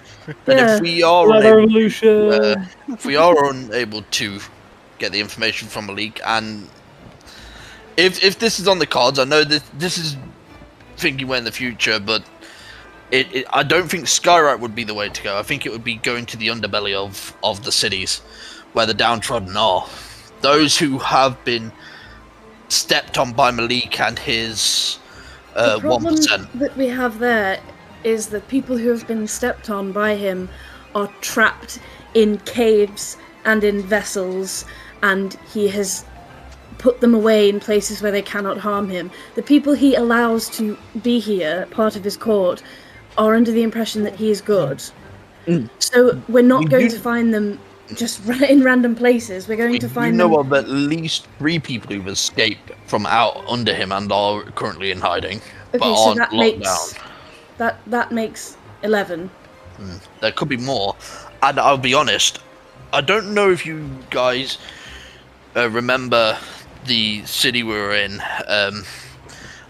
Is it Eidolon's Reach? Yeah. Yeah, Eidolon's Reach. You know, next to it there was that really crappy place. They were living basically in poverty. They had nothing. They were huddled behind fires. It definitely seems like there may be more people who are willing to try and put a stop to Malik then. Hey, And I think Silent. Didn't that Eldritch Abomination also give you a way to contact him? I would prefer not trying to contact him if I could help it. But did Very he give understandable. you some But contact he information, did like give you his his phone number. or something? Yeah. He Oh, did Basically, give you got his digits. added you on Snap. If you want to know, Damien told me that if I wanted his help in a fight, just think of the horrible void-like, disgusting images he had in his eyes. So I would prefer not doing that if I could help. Didn't you just think of them? No. I Well, just you have to think of them and then actively I gotta be actively psychically trying say to. something to him. Yeah. Oh, that was a weird thing. Ah, damn it! That sounds very disgusting to me. Yes, it does. So I'm not going to do it. Every time Simon goes to sleep, he sees the void. Damon's like, hello. I honestly, Fucking Hellraiser. I do completely understand that we are not all here for Chrissa. I know that, but I would just prefer to... No, I know, but there are other things that are keeping you all here from not just walking out if we can't find her. You have other reasons to stay. I understand that you want to help the people here. I do too. But I don't think this is the time or the place to rush and not think things through properly, because we're going to end up getting people killed. if Or we're not worse. careful. That's Expelled. why I'm holding back and not. You're rushing holding in. back. Hey, I got us into this mess. I'm not going to keep. I'm going to I'm not not gonna walk keep out of digging. it. I got this Hey, is my hey, son hey, not gonna hey. get us out of it. Hey. He's holding back. Remember, he's talked about 3 times. It's It's the usually space 5 of a or day. 6. We're halfway there. Yeah, well, I fucked up. I fucked up 3 times in the space of an hour. So it was in the space of like 3 hours. Yeah. yeah. One an hour. hell of an afternoon for you, yeah. It was relatively a good record, but He was fucking up in dog years. It was incredible. So I will ask. Is there anything else you're doing? So after I will say you finish the scroll. Do you go up to give it to Oro? As long as no one else has got anything. How long until we arrive? Well, I'll say if it's been about an hour for Been about Archer to do hours the or scroll, so it's about 2 hours. You have about 2 hours left. About halfway there, yeah. I will say, Maeve, that I've been wondering for a while, and look, it may not come across like it, but I like to help where I can, and you want to find Krissa and Mara. Yep. If you want to find those people, then I'm with you. It's perfectly fine. That's our goal, and so is helping the people here. You can have more than one goal. I know that if one of them is done first, then the other one we lose the chance to do. Because if Malik is the only person with information as to where she is, and we take him down and get rid of him, or whatever it is you want to do, then that information goes with him. So it's very important that we figure out what we can before we start making decisions. I agree with that. So, here's a thought, a potential option. If for whatever reason, maybe you feel that you are unable to get the answers you want, you need some leverage to get Malik to open up. How would any of us be willing to make a pact with him to get that information? Well, then there is the issue of you're not with me, so why would you make a pact for me? But It doesn't have to be then and there. My plan is to go in. This probably sounds really awful. My plan is to go in a similar sense to the way Krissa would have, because I feel like she went in for an honest reason, wanting to find Mara, and I don't know what happened. I'm only assuming that something happened from what we've seen. But if I act as though I am impressed by Malik, then I feel the bragging will be his downfall. Okay. So that is my plan going in. If that doesn't work, then the next thing is probably threatening with Gethin, but I don't know. I think the next thing, if you're unable to get information, I think the next thing would be to try and get the boon, and if that doesn't work, we then go for revolution. Plan A, B, and C. C for revolution. A, B, and R. A for answers, B for boon, C for revolution. I'm going to go Makes in. sense to me. I'm going to tell him that I'm looking for Krissa, that I am Gethin's daughter, and that Gethin does not know I'm here. Because I feel like that, if he was going to take me and put me somewhere, that would give him the all clear, because that means that nobody is with me, nobody would come looking for me, and Gethin would have no idea that I was here. Be very careful about what you say to them. He may be very insightful, so rather than saying Gethin doesn't know you're there, rather lead with, you've not told Gethin you're here, because that's true, you haven't. Mm-hmm. Already told Sable. We Will don't you even allow me mention Sable. to cast some spells so you just to be on the safe side? What I was sort going to say of- yes. I was going to go for borrowed knowledge as a start for 6. Give you insightful, perhaps an enhance ability. I don't have that, but that's perhaps a good. Don't you have to be within a certain? You No, have to it cast lasts- things, last- then then we can leave you. We can cast you, and it lasts for a while. So I mean, you guys also have loads of time. That'll be it. I was more thinking Death Ward at 8.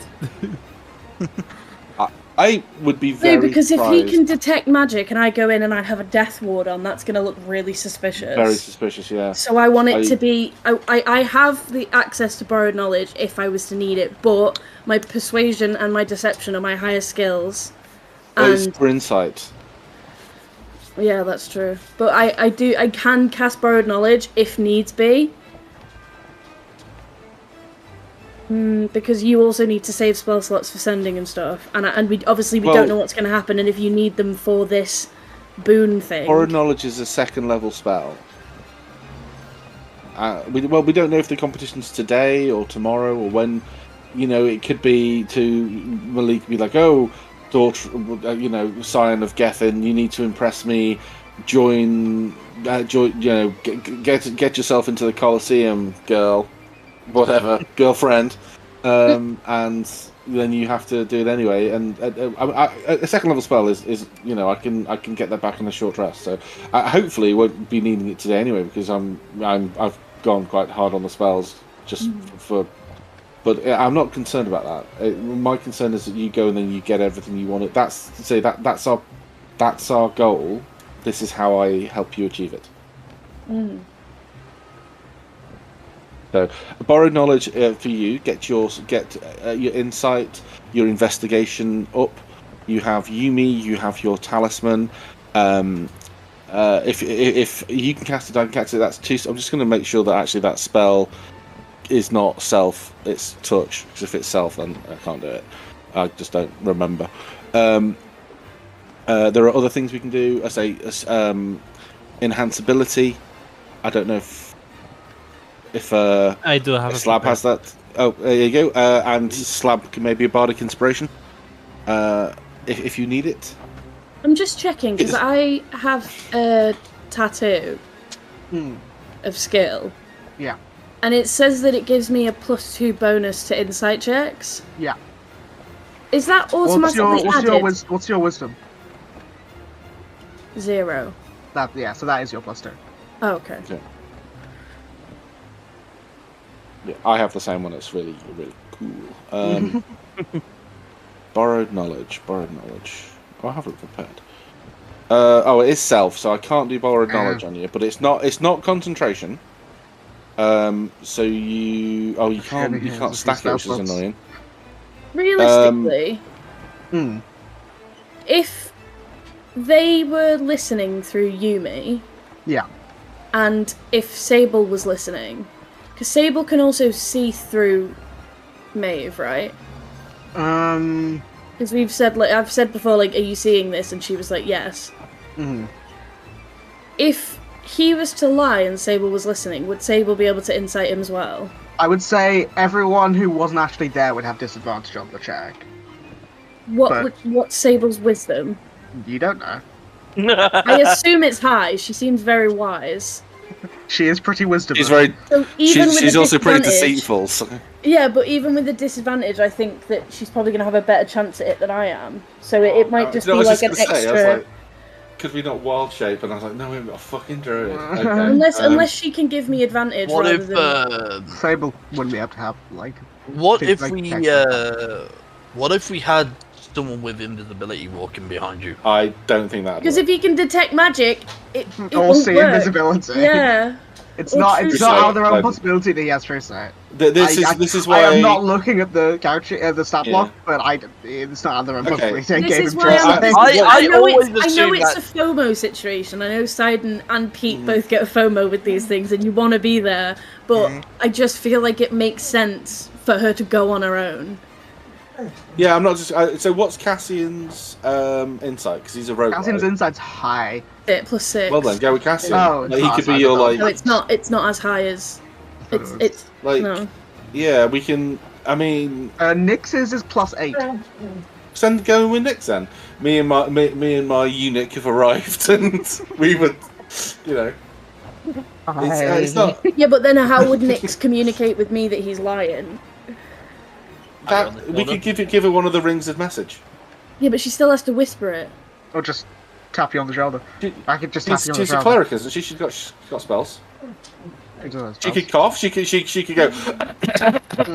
Okay, Like that. if it makes you all feel better that I take someone with me, Nyx, would you like to come with me? I mean, sure. I It's mean, your choice. I don't no, want you to be in danger. I don't want you to go in on your own. So Okay, I'd rather then- someone be there, and if it's me, then that's fine. Well, you are the person I've known the longest. No offense to everybody else. What would be offended by a fact? I'm just saying, I know some people can be a little bit sensitive. She looks at the floor, so she doesn't look at anyone in particular. The cat. Yeah. She can take the cat, surely. The cat. No, the cat is just you. That's just your Yeah. senses in another creature. That wouldn't have- Well, the cat does have its own thoughts and feelings.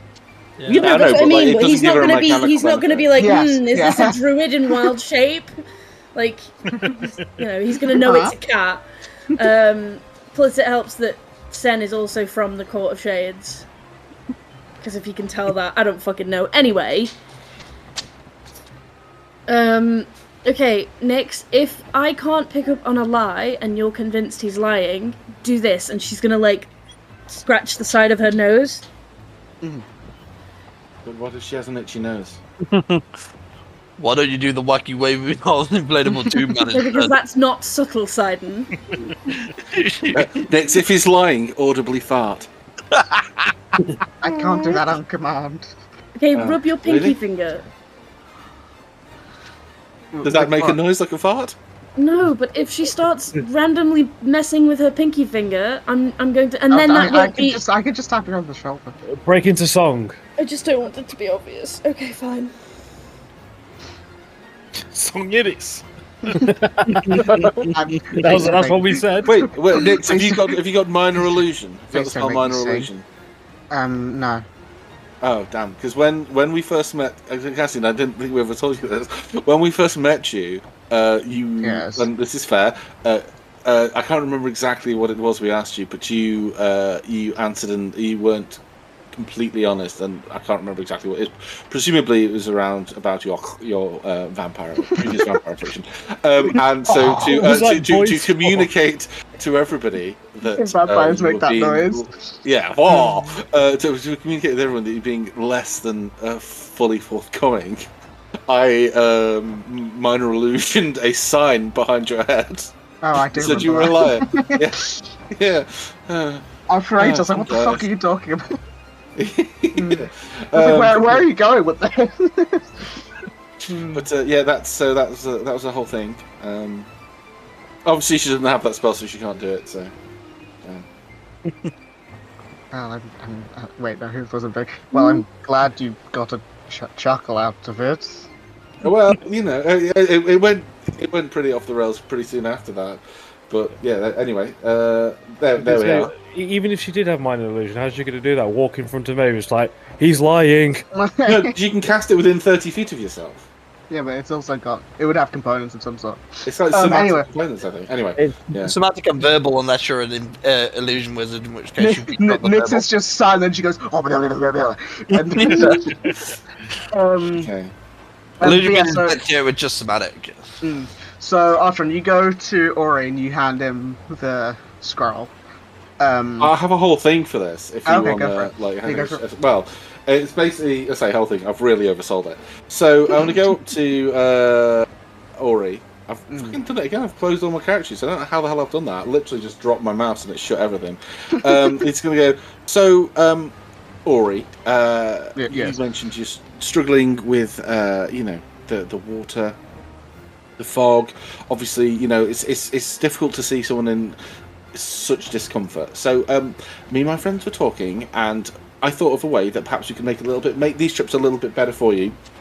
So you could, relax a little bit and perhaps just enjoy your job a little bit more. Mm-hmm. Okay, so, and of course, do with this what you will, but I took the liberty of preparing this for you, and it kind of holds out he's going to show the scroll, but he's not going to quite hand it over. Mm-hmm. So he's like, this. He like leans down pretty far to look at it. His face is the size of the scroll. Okay, well, this scroll. His glasses on his nose. Yeah. Wow, that's mackerel for breakfast. Wow. You've have you met my friend Porridge? And he's going to call Porridge over.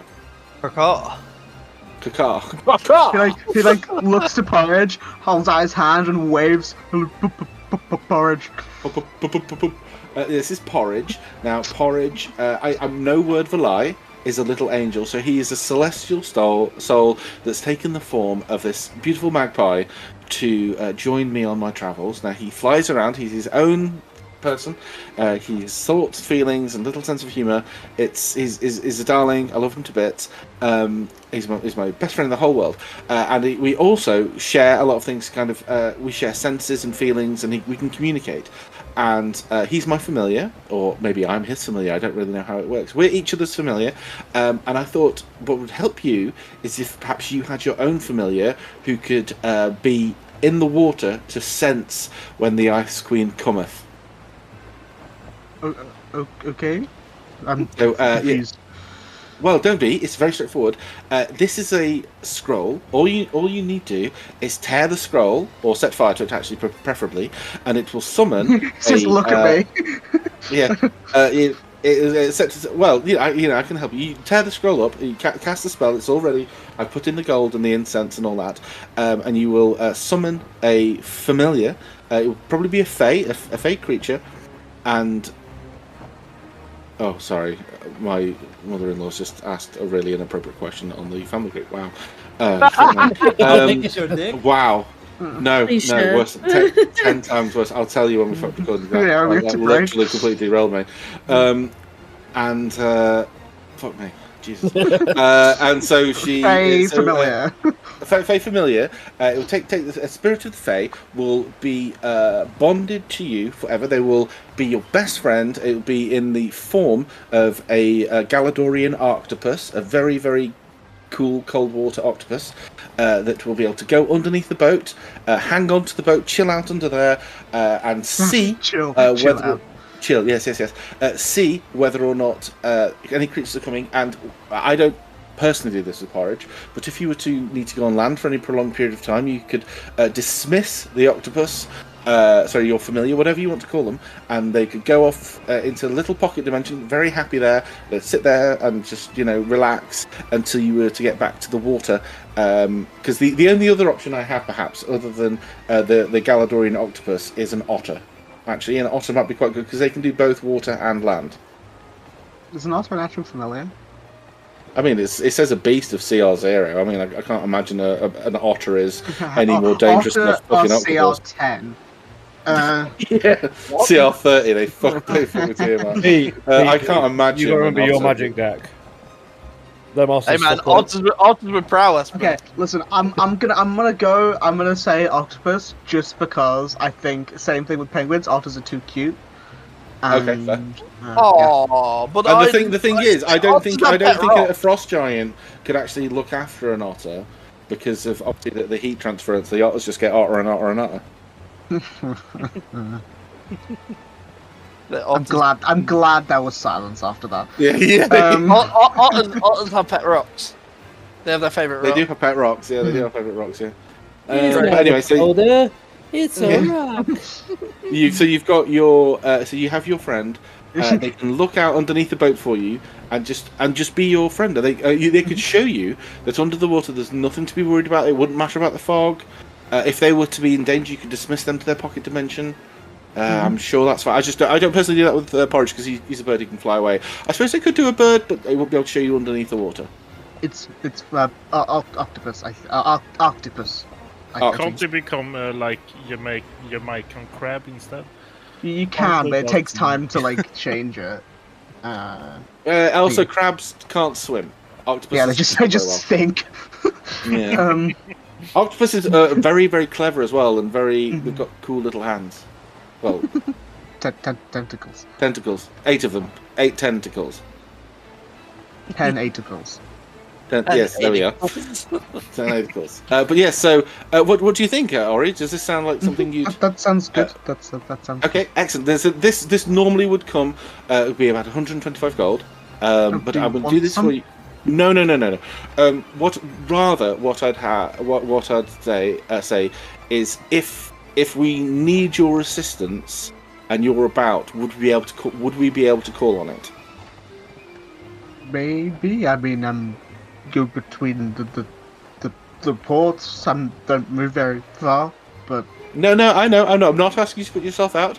If we find ourselves in a situation where we could get your help, perhaps we needed maybe if we needed lifting up a cliff, or like maybe if we needed passage to somewhere off the beaten track, perhaps if we needed to get through the ice to another location, perhaps.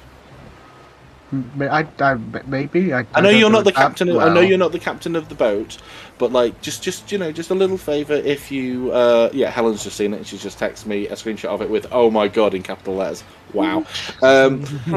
So if you find yourself in a position, if we find ourselves in need, would you be able to? I'm just a little favour. That's all I ask. I could try.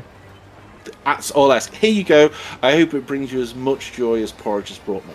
So what he does is he takes the scroll. He said you can rip it. So he starts muttering, like, I don't know what language it's written in, but he, like, the runes start to glow, as he will speak it in Giant, because it makes sense for him. And he rips the scroll, and sort of in this puff of sort of frost and ice appears the 8 tentacles of a Galadorian octopus. Only the tentacles? Yeah, and the head. Afterwards, and like about 5 minutes later, it falls into his hands, and he has this massive grin on his face. And then he looks over to the side of the boat and says, "Go, oatmeal!" and throws it. And it sploosh hits the water and starts to go under the water. That's the best name for an octopus I've ever heard. When yours was called porridge, it's so wonderful. I thought they had to be named after breakfast foods. Don't have to be. It's just the best and most sensible thing to do. What would have named him Jerry then? It's yeah. As in Ben and Jerry's ice cream, obviously. Yes, I suppose you could eat that. Yes, for breakfast. it's cold. But yeah, so the time continues to go by, and we will take a break in a minute. But so about 2.5 hours in, so about an hour and a half of the journey left, you can see that that the storm that is sort of above Summoner's Island sort of starts to get, like, looks like it's getting a little bit worse, and more of that fog like rolls in from it, and you and it makes it very difficult to see anything, like, 20 feet or so off the sides of the boat. And Brooke, the someone have like gusts so we can get this fog away. It's a lot of fog. We see Brooke moves a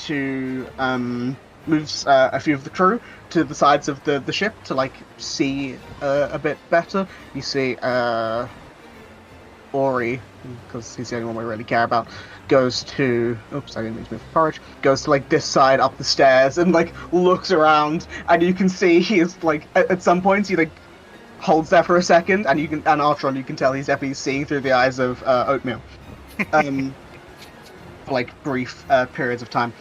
And as this is sort of happening, you all hear a loud crunching sound as something has like hit into the ship, as it begins to grind to a halt, and you hear this slow movement from under the water, and everything begins to sort of go silent as you see Ori comes back from looking through the eyes of Oatmeal, and he sort of turns around to see the rest of the ship. And just says, "Captain." And as he says that, you hear I tried to test it earlier, but it didn't work on this microphone. You hear, cutting through the winds, is a loud, harsh whistle. And everything is still. Uh-oh. Was it like a wolf whistle? It's like Hey, baby! No, it's like a very high-pitched, sharp, clear note that you can hear through all of the movement around you. Is there like no wind as well? There is wind. There's like a lot of wind at this point. This is clearly not wind whistle. This is clearly. Oh no! I got that. It was just the fact when Asher said everything's still. I just didn't know. Well, everything around you is that still when you're on like a boat. If you've ever been on a boat, that like everything's rocking very slightly. Yeah, I just thought it was in like the wind just dropped. As in like that we're just stationary. It was just you are stationary as you sort of see in front of you this ice sheet sort of crunches into the front of the boat, and you hear that whistle, and then there is this sort of booming sound from beneath the on like the hull of the ship, and a voice rings out all around you. It seems to be the same voice that made that whistle before, and you hear it sort of from this direction, and the voice says, "Agents of the false king, lay down your arms and renounce your lord." And as this voice rings out, you see a large sea worm-like creature bursts out from the tides and looms over the ship. Let me just reveal this. Oh, cool. It's Reverse Dune. And you see a number of the crew and the various people who aren't like, soldiers or anything on board look terrified. And Brooke, the captain, has like a slight smirk on her face. And I will say, we'll take a break there.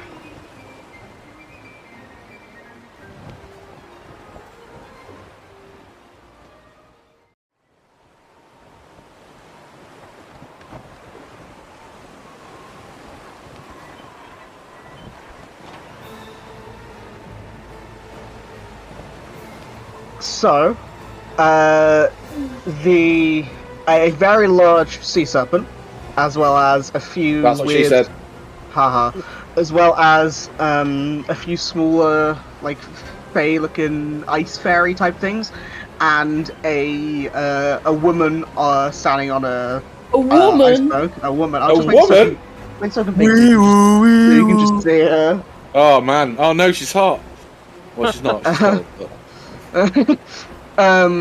have appeared from the fog, and have asked for you to renounce the false king, and lay down your weapons, your arms. What are you? Okay. I yell okay. Wait, sorry, three of you spoke at the same time then. I heard someone shout okay. I'm shouting giant serpent, and I'm getting ready to fight the giant serpent. Okay. Down, boy, down. But big monster!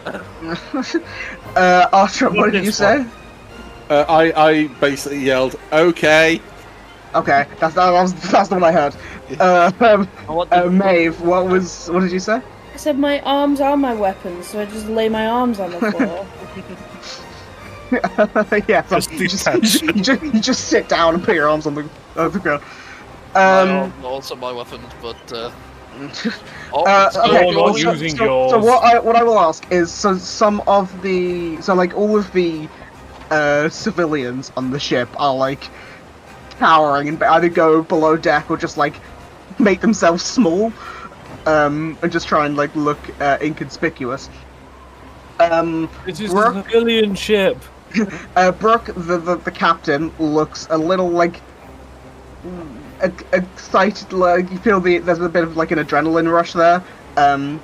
She's not starting to like attack. She's waiting to see what the vibe is of everyone because she doesn't want to get people hurt if she doesn't have to. She's giving the Side vibe. and are perfect for each other. Ori is like getting ready to get his axe, but it's like looking nervous at this massive fucking sea serpents right above him. And then a few of the other like the myrmidons and stuff are like ready to attack if the order is given.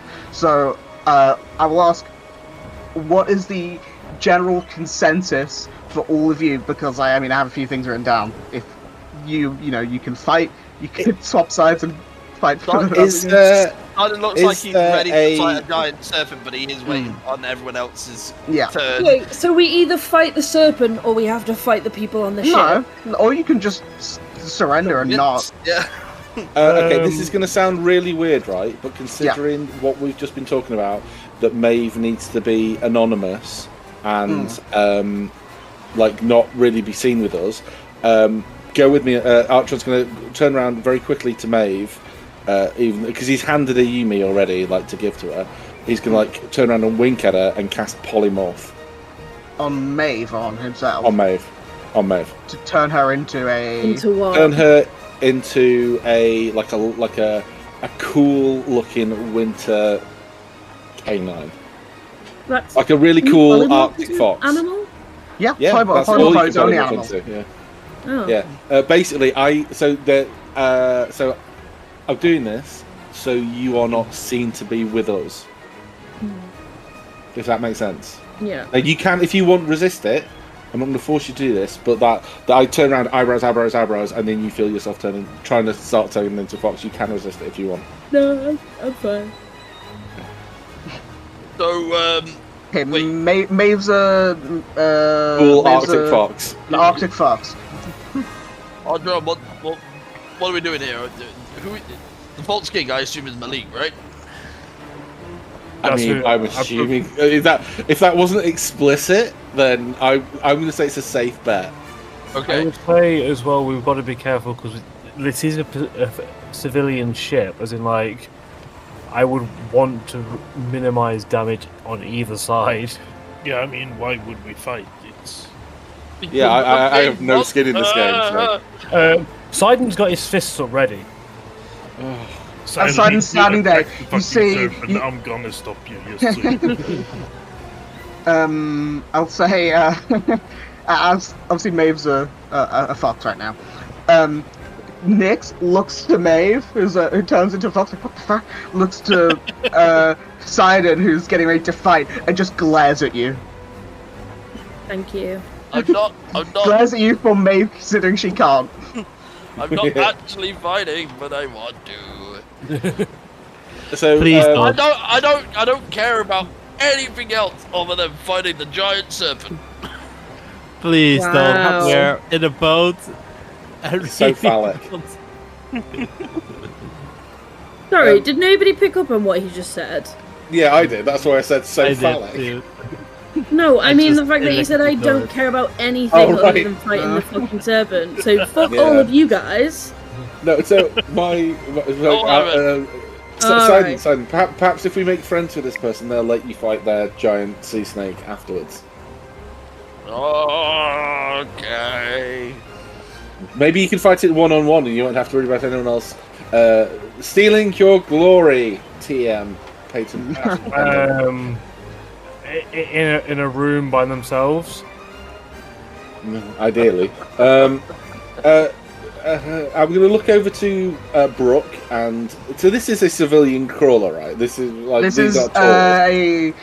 well, not a Taurus. It's Trade ship, isn't it? It's a simple. Well, it's an icebreaker ship. It's got weapons on it, but it is like a ship that is going back. Like these ballista are actually there that are on this on this map. So like it has the capacity to fight.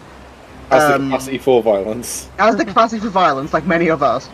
But it is like here. It is a few people who are going to the port, to do whatever.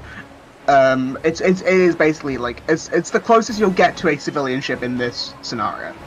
Yeah, the way I look at it is like it's there to warn off potential threats. But like, if a giant fucking sea serpent is wrapped around it, it's not going to do much. I'm looking over to Brooke. How ready to throw down is this woman?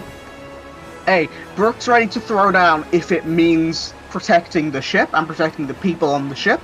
However, at this point, it seems like there is, what's the word? It is a stalemate, and clearly, and the best way to describe it is the people who are attacking also don't seem like they want to harm innocent people. They just I've got to think this. I was reading an old ancient book about some of the other countries, some of the Galadorian customs. Parlay. Oh God. Even Pirates of the Caribbean. Yeah. Oh, curse the bloody format full invited parlay. The French. Also, wait, if that's a Galadorian custom, what would that matter here in the Feywild? Well, a custom's a custom, isn't it? Yeah, in the Imperial plane. Yeah, but I mean, this is. I'm sorry. You shout parlay, and you see from over here this tiny little fey thing, which I'll actually send an image of her. Oh, he's the mission boy. It sort of flies towards you. That's fucking right. Yeah, it flies towards you and lands on what? That picture. Sorry, it took me a while for my book to load in. It flies forward and lands on. It's a tooth fairy. It lands on this ballista, and looks. Have quite the jumpers. Gives her even a wider smile. Thank you. Looks to Archer. It's the only time that's ever worked for Sidon. Yeah, I know, right? He's very proud of his teeth. Looks to Archer and says, sorry, I didn't speak for some reason. Looks to Archer and says, "You wish to parley?" Yeah. Are you a speaker for this vessel? No. This vessel is. There are different elements within the vessel. I'm a speaker for my particular element, the Archinian element. The Archinian. The Archinian element. He means he's the speaker for the Moonstone Masquerade. I thought you Right, I have no idea what the Moonstone Masquerade is. We're workshopping it. Don't worry. So, who are you? Sorry, I didn't catch your name. Sort of squints its eyes. I'm Archeron. Imp 1. He's No, clearly Brixie. I'd like to know who it is I'm parlaying with. Sort of gives looks over towards where that woman is and like nods and looks back. Shiver. Shiver. Me Shiver. too. Yes. Shiver. Okay. Shiver. Excellent. Nice to meet The you, last Shiver. name of Timbers. Haha, very funny. Alright, steal it. Okay, so, Shiver, are you part... please don't be offended if I'm incorrect in this, but are you part of the... I believe she's been referred to as the Ice Queen's retinue? I am... Excellent. And are you the designated parlayer for the Ice Queen? Not for the Ice Queen, but for this moment, yes. Or this Okay. for this element, okay. For the Wonderful. Excellent. Shiverian element of it. Excellent. I'm a big fan. So would we be able to? Would it be best if us, our small party, the Moonstone Masquerade, we're not from the area. I would very much like to discuss. Yes. I'd very much like to, or we'd very much like to discuss with the Ice Queen why we're not involved in this particular fracas, and Yes. Would we be able to do so? But would you be able to arrange that? Because actually, believe it or not, the Ice Queen was on the list of people I would have liked to speak to, just perhaps in a slightly more relaxed atmosphere. See, Shiva looks over to the woman again. It's clearly like messaging or like something telepathically. Gives a nod and like shrugs. Looks back to you. That can be arranged. How many are you? 7, including one wolf. Sorry, not including one wolf, one bird, and one cat. 6. Nix is coming with me. Well, no, you're the wolf. Yeah. You said 7. Yeah. Oh shit, Nix! I forgot about Nix. Bollocks. 6. Sorry, you're right. Yeah, 6. 6. 6. A fox, a bird, and a cat. But the cat, in fact, no, the cat may stay here. I think the cat has taken a liking to that strange tiefling woman of whom I have never met or spoken with it before in my life. He shoves the cat. That way. Yes, lady, look after my cat. So, just add a character, just so I'm understanding. Are we, the party, going over to the Ice Queen and leaving Maeve here? No, we're taking Maeve with us. We're leaving Nix here with Sen. Oh, wait, no, bad idea. Why? Because she's being hunted by fucking devils? Oh. Leave Maeve here. So the easiest way to do this would have been Nix has a pet cat and a pet fox, and you don't know Nix. Okay, so this, in fact, I just taken a liking to this fox. In fact, it's probably that strange tiefling lady's over there. Okay, so I'm gonna need you to first. I'm gonna need you to make me a deception check. Oh my god, this is gonna go so poorly. Cause I can't give myself guidance because and I'm too far away too. 16, not too bad. Okay. I think that's guidance. Bam. This thing looks at you and squints its eyes. Sort of turns around to look at Nix, the cat, and the fox. Looks back to the woman on the iceberg. Till he says something telepathically. Then looks back and says, "You're not a very good liar." I know. I'm very sorry. Gotta get away from you with that one there, Audron. You sort of went back and said like 7 times. Yeah, I'm sorry. There is a very good reason for it though, but that I need to explain away from the boat. I will be completely open and honest away from this boat. Well, I've been informed that we are deciding to trust you. He doesn't seem convinced. But because we can tell that that's a polymorph person. Yes. Well, it doesn't really matter. It's more for other people's. Secret. Hey, okay, you're fucking lying to me. No, I know. I'm not. I'm lying. I don't want to have this conversation here. Listen. No, I understand what we're going to do. You see, as he says that, the woman gives a whistle, and the sea serpent sort of lessens its grip on the bow. I'll just remove the tail one. Okay.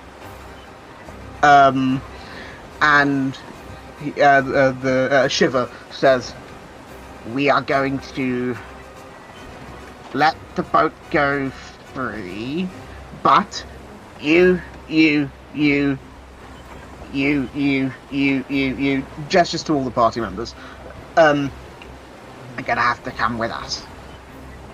What did you call them? The Moonstone Masquerade, I believe. That is the one. They know it's my name. Oh boy. We did give their name. I name dropped it. Yeah. Is that agreeable with you, or do we need to attack?" Yes, no, that's fine. Sorry, the confusion there was because of No need for attacking the ship. It's totally No, fine. I mean, once we're off the ship. Wow. No. So yes, wonderful. If you could Are we to swim, or could you berg us over there? Freeze it. Freeze the lake. Or maybe the sea serpent can lay out like the tail so we can.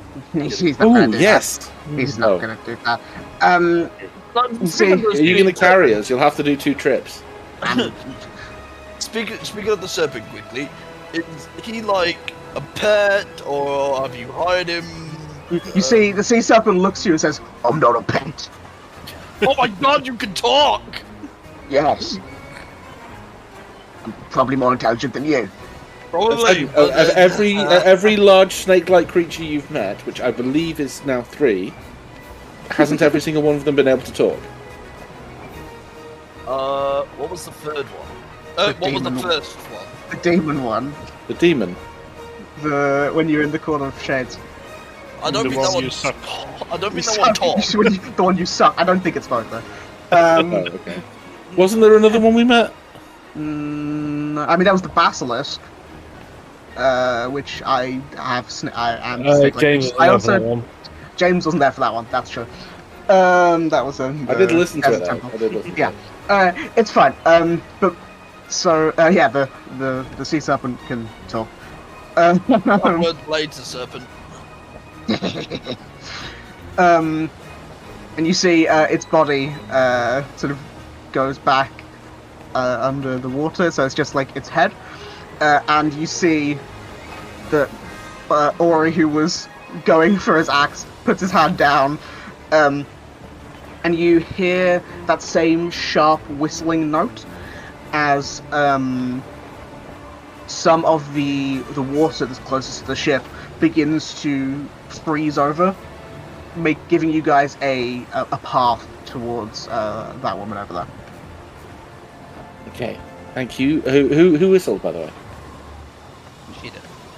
Yeah, Shiva Sure. points to the woman. She did. Oh, excellent, wonderful. That's a heck of a whistle. Onwards! Whoa! And Archon slides the whole way there, Yes, like he's about to fall the whole way. You know, with his arms and legs flailing. yeah. I'm thinking about that one meme of the guy who just keeps. Yeah, that one guy slipping. trying to stand up. Yeah. Yeah. And you see all of the because there were a few of them, small. What are they called? They're called the. Frost pixies. Actually, I'll leave the name just in case. The sea serpent goes fully under the water, and you are all led over to the woman. Just move everyone there. James, do you drop concentration on Maeve's thing, or do you leave it for now? Not until we get there. Okay. Like when we're out of sight of the ship, then I will. I know. So, yeah. no, it's so I was the gonna point say of the first place. It's a waste yeah. of the slot, but whatever. well, that's what I'm gonna happens. be brutally honest. I was a little bit confused with the polymorph because she's Sort of. against him. Yeah. and he's so- No, not- I know, but like, I don't. Right. So my plan was we would talk to the Ice Queen. But we're gonna make. I assume gonna make an ally here. But what we don't want are the people on the boat knowing that Maeve is part of the group of people who are aligned with the Ice Queen. That's we why I were just polymorphed in her. a big huddle talking about the. Yeah, I plan know, of the ship. but like, no one was around us when we did that bit. I assume like, because I was talking to this fucking giant for like 20 minutes about his octopus oatmeal, right? So people just talk to each other on boats. When you're stuck on a bus or something and you don't have an MP3 player or a book, you have to talk to people. I don't think it's that unusual that people will be talking to each other on a boat, but like a group of people making an allyship with the Ice Queen would be slightly unusual, which is why I thought if I polymorph Maeve, people might not see her as part of that group. And if that were to get back to Malik, that's one thing, which is why I'm prepared to maintain concentration until the boat disappears. But they yes, can't see her with him. That's the plan. So you all walk over the ice. Mhm. Sorry, I'm just inhaling. It's fine. What you need to breathe? No, I know. And the release on the boat is released and it sort of begins to slowly start moving through the ice. However, as it does, you see the woman who has been whistling says, Well, this isn't a place to speak. Follow me. And she gives another sort of like a harsh whistling sound, and now you're closer. It is like piercing to your ears. Oh, fuck my ears. And as she does, you watch the ice in front of her begin to break away and crack. However, any water beneath it does not rush into that area, as it creates like an ice-formed tunnel beneath the surface for you all to walk through. It's weird, but I was not prepared for this today.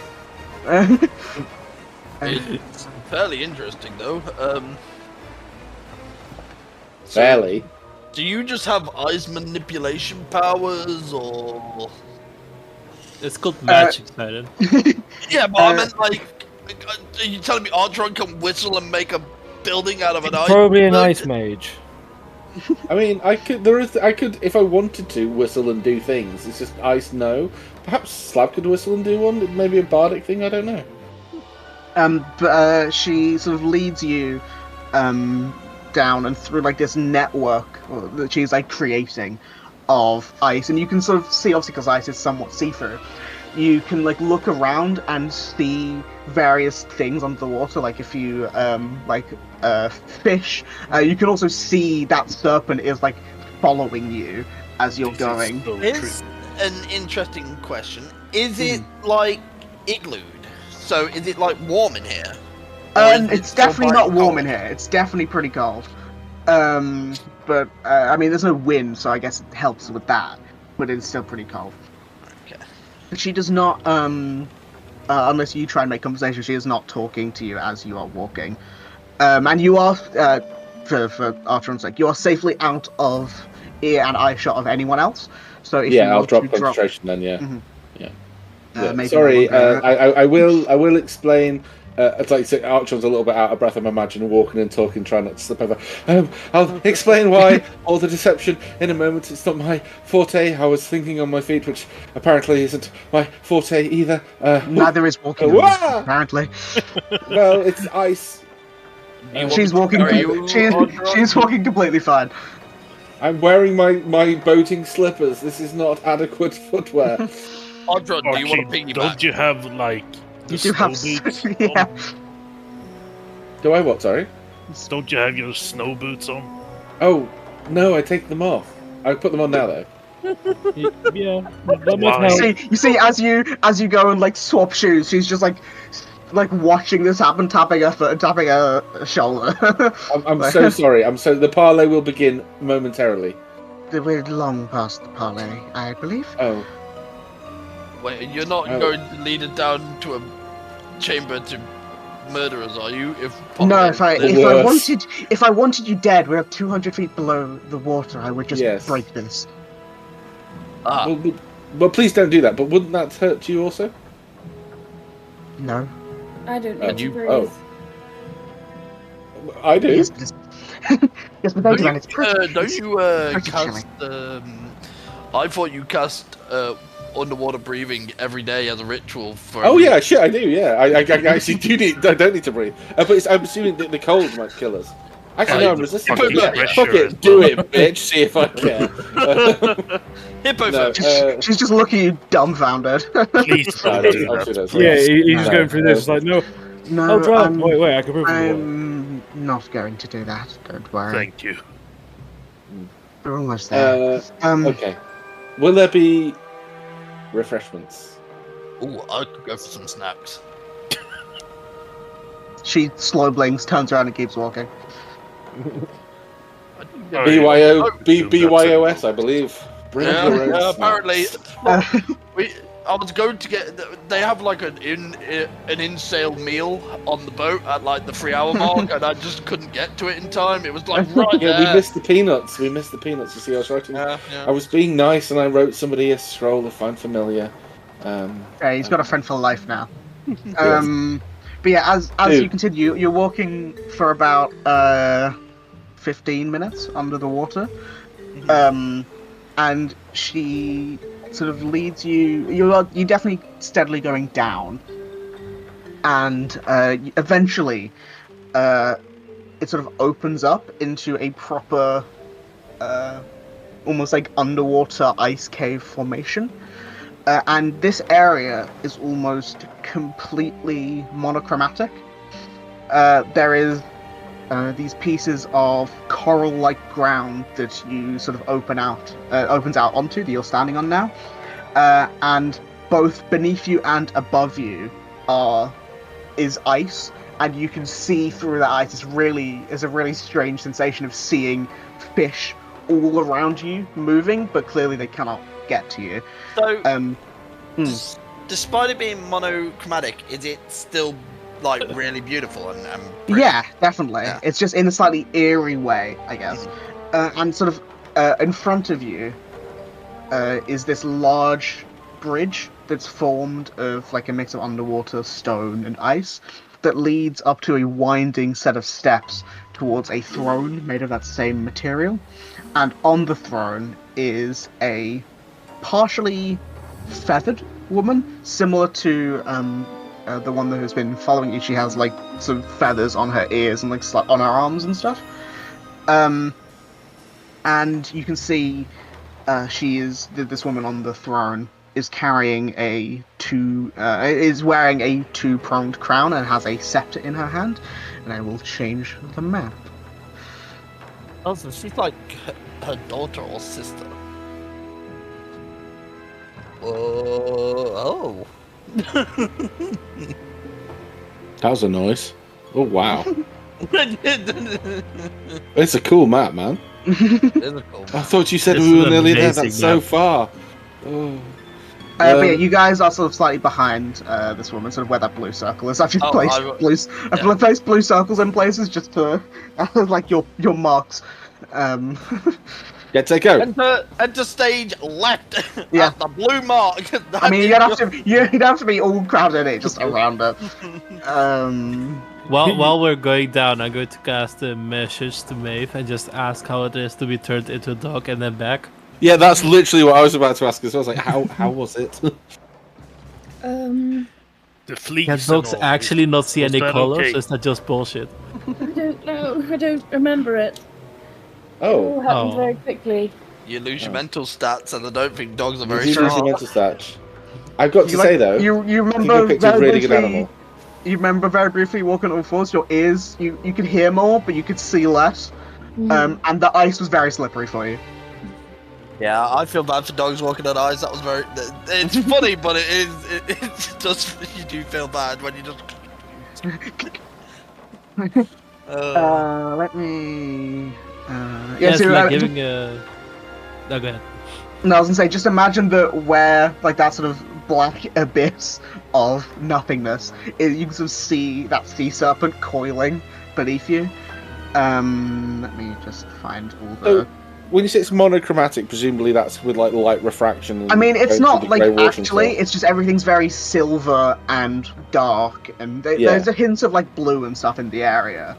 But it's because we're so low down, there isn't much natural light, and it's all sort of lit by various white lights. So I'm gonna have obviously Rayod cast like a kind of ghostly blue light anyway. Do I have actually light loaded? I probably don't even have it ready prepared. Cast can. Okay, yeah, well I can't ask Cast to cast a spell for my benefit because I feel she still doesn't like me. I don't have the spell. Do I? I mean, You don't have the spell light? I have dancing lights. I just want like some. I want have like light. warm I don't colours. have that light. I'll give you some. Like when dancing you lights. cast light, you can cast it whatever colour you want. So I was thinking like a nice warm, because then it like. So I don't actually have the spell, the closest I have to it is minor illusion, and that doesn't specifically says it doesn't cast light. Yeah, I wouldn't actually create any forms of light under here because if the light is dim and this sort of silver colour to then be provided a bright light of a specific colour, it could probably ruin someone's eyesight, especially this deep below the ground. I like to imagine. Oh god. No, you guys, man. I like to imagine that the sun staff that Cass has automatically begins to like shine a little bit when in dark places. That makes sense. I mean, it's not dark in here by any means. It's just like eerily coloured. If that Like makes a sense. fucking vial of Galadriel. Yes, a little bit actually. So yeah, I will just describe. So there's these smaller guys around that do have images. Here you go. This is what they look like. Oh, they look happy. Look at his fairy face. I mean, it's covered in sharp teeth, but He loves his job, doesn't he? You see they're like standing there as like guards. They look a little bit on guard with all of you, but considering you came with that woman, they seem a little bit less like aggressive, if that makes sense. But you see, she sort of looks up to the woman on the throne, who you assume is the Ice Queen.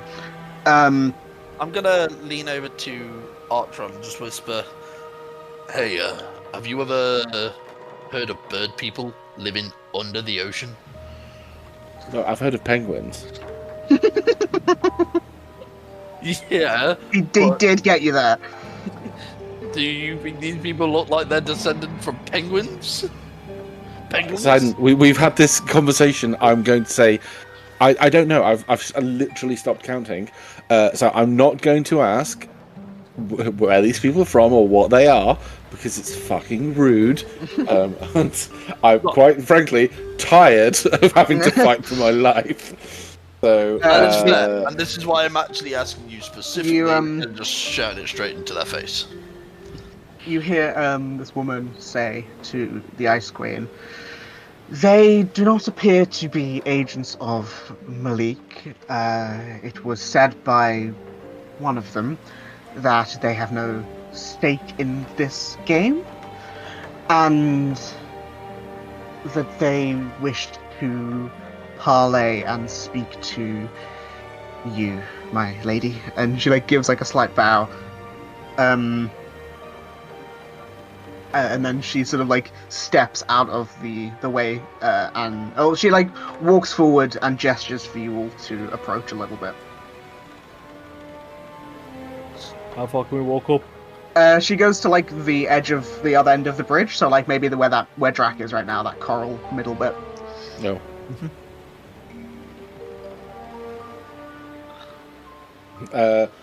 Yes, I've I brought the resident. Well, I don't know why I started talking because I can't really lie. So I'll defer to our fearless leader. Who's I that? can't talk either. What? What? Not you. No. No. You see porridge flushes forward. It starts to His little breast. Starts to squawk. Yeah. To be fair, I think our fearless leader is either Drac or Maeve. That was what I meant. If I was unclear, that was my mistake. I've got to say I'm very sorry. Well, you see, as you're all trying to decide who to talk, the queen sort of like holds the staff out, and she says, sort of addressing the room and all of you, "If you are not agents of Malik, then who are you and why are you here?" Well,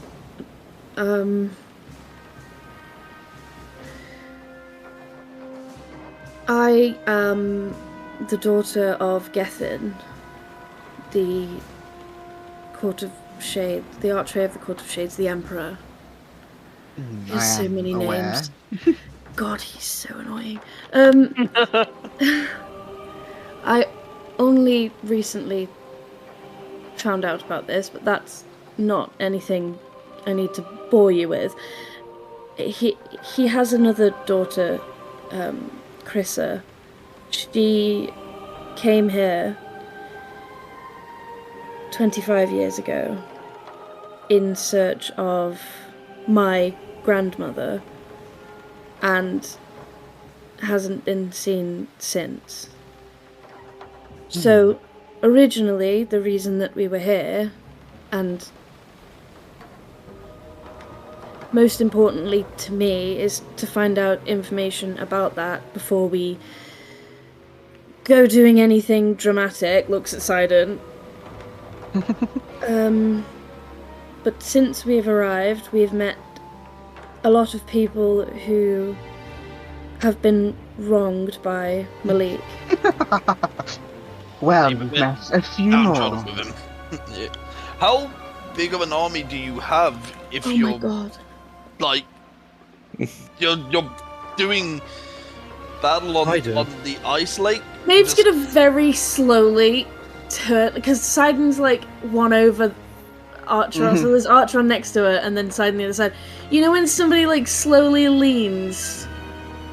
I'm thinking of the Stewie meme, you know, where he turns his head Yes. sideways. Yeah. Yeah. It's literally that. She's just turning, and she's like, really? Sidon, you can't get. I didn't mean it like that. I just meant Can't like keep going asking how big people's armies are. It's very personal.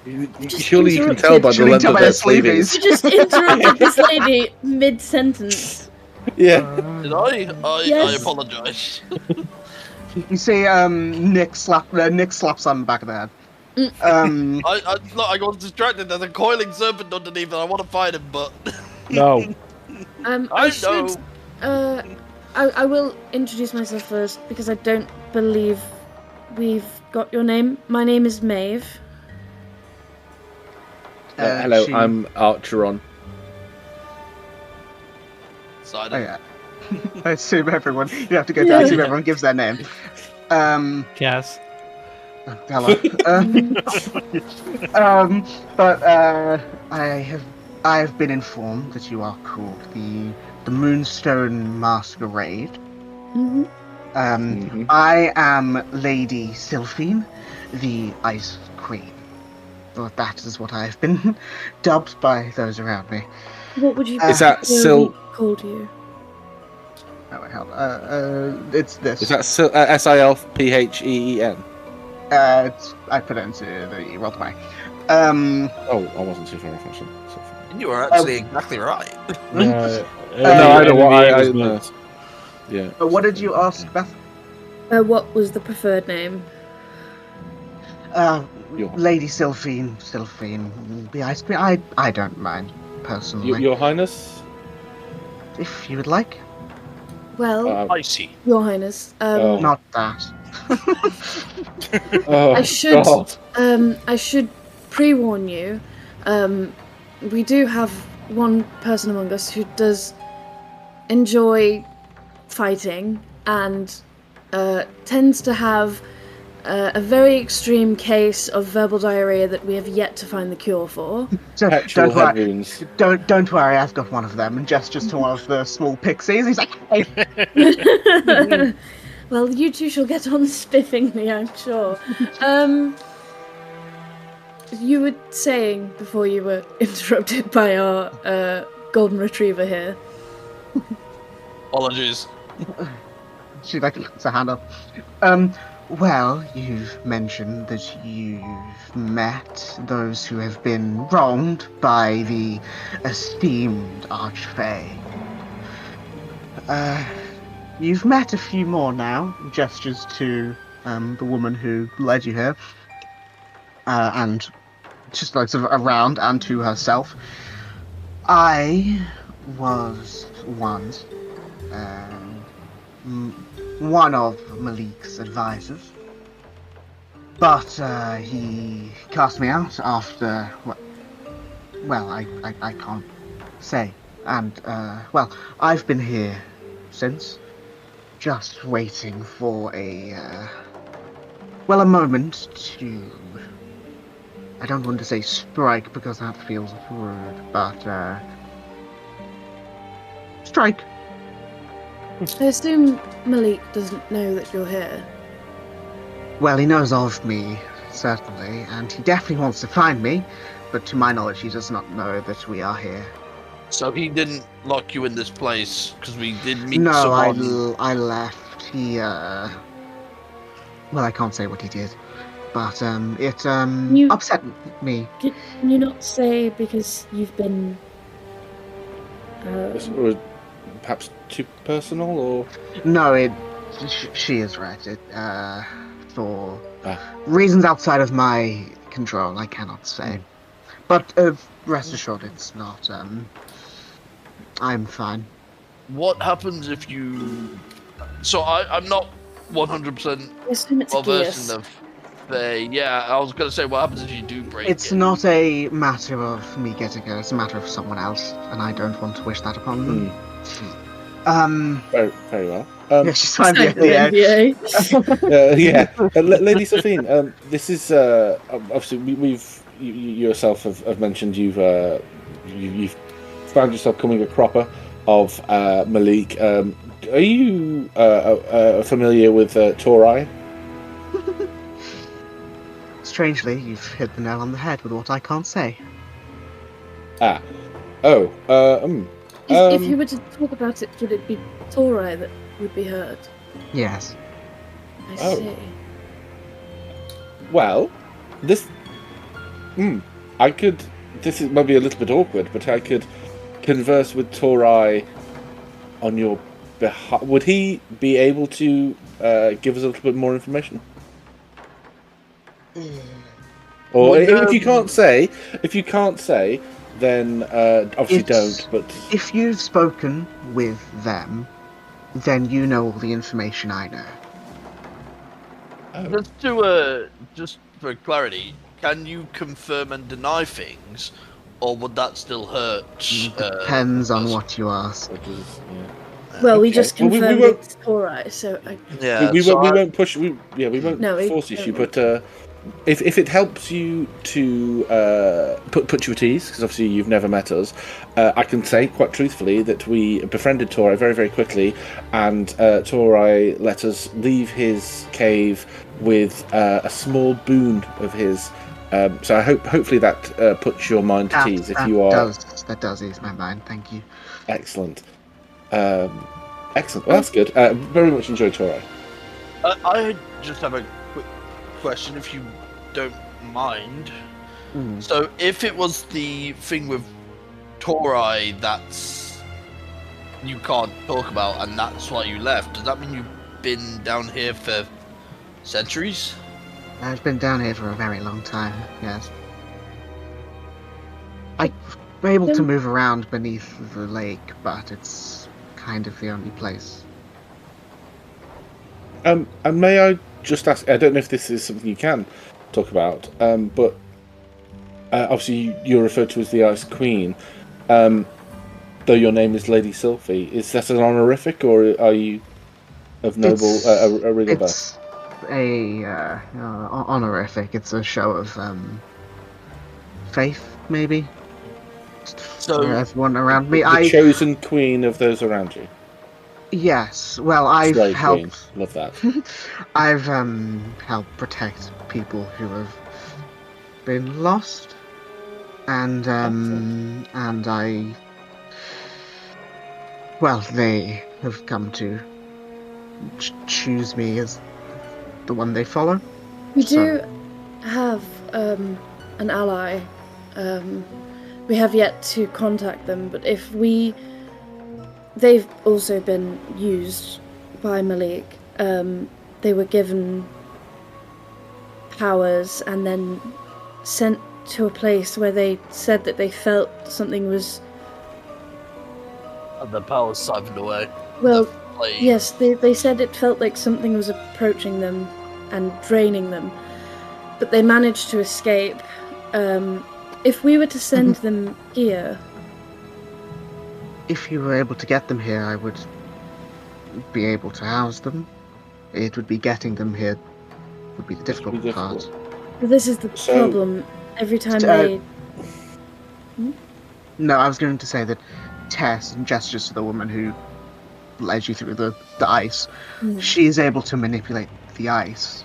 However, the ice is not everywhere. So if they were to get to the lake, I could help. But if not, then it's not. Well- it's certainly okay. I know this is a little bit off piste, if you'll excuse it, but if you were an advisor of Malik, perhaps you can put a little potential problem we have to bed. Won't go into how or why or whom. For reasons that's still a little unclear to me, one of our group came across a creature that had been imprisoned by Malik that went by the name of Damien. Are you familiar with Damien? Let me look at my notes to see something. I gotta check time. I think if she's been down, I think Torai I think was Damien. a lot. Torai was I a think that was while a lot ago. before Yeah. Damien. Yeah, I think you are right. Yes. So she replies, sorry, I'm not familiar with that name. Well, I'm familiar with the name, but not a person who goes by it. The person. Okay, well, that's is what it is. Thank you though. Lady Sylphine, wonderful to make your acquaintance. Well, I'm sure you will get into the specifics before. So, just so you know, the reason we had our good friend here, Maeve, disguised, is she will be needing to speak to Malik. Well, I won't speak for her, but I wanted to keep our associations, the association between her and you, a secret for as long as possible. Because I didn't want to getting back to Malik that he'd been, would have to speak to somebody who'd been in dalliances with yourself if you were at loggerheads, as it appears to be. That's why Shiva that I had to disguise her, why I had to lie so very poorly. I hope that's excused. Didn't really get. I was thinking on my feet. It wasn't perfect. I stand by it. Yeah. So sometimes thinking on your feet doesn't go according to plan. I should know. I think on my feet all the time. I think. I mean, this just didn't go great. You think?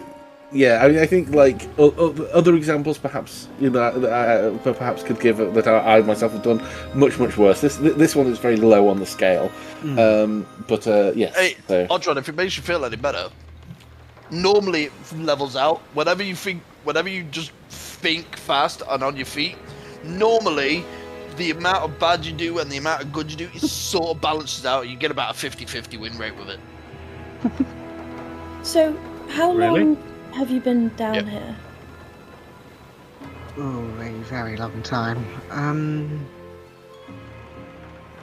Then At there's, least 600 years.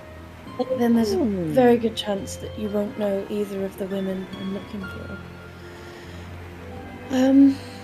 I don't suppose you ever met anybody by the name of Chrissa who was trying to get to Malik. Maybe they found you before they went to the Convoker's Hold, I believe. Hold. That's Malik. But they were Favorite- looking for Mara, who Malik. I'll make a history check for that. I think it would have been before, like after she'd been down here. It's about the same, actually. Oh, is That's- it? Yeah. I'll see. Yeah, It's you know, related- time is weird in the Feywild. No, it's about the same. It was. They were both about 600 years, so I'll just. This is just for me to. Actually, no, I'll roll a d20. Odds, yes.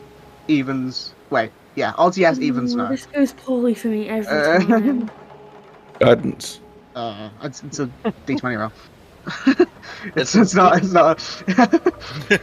It's right down the middle, Alice. Yeah. Silvery bobs. Didn't you say Well, even? it's even. That's You good. said odds and evens. Yeah, there's odds. Yeah.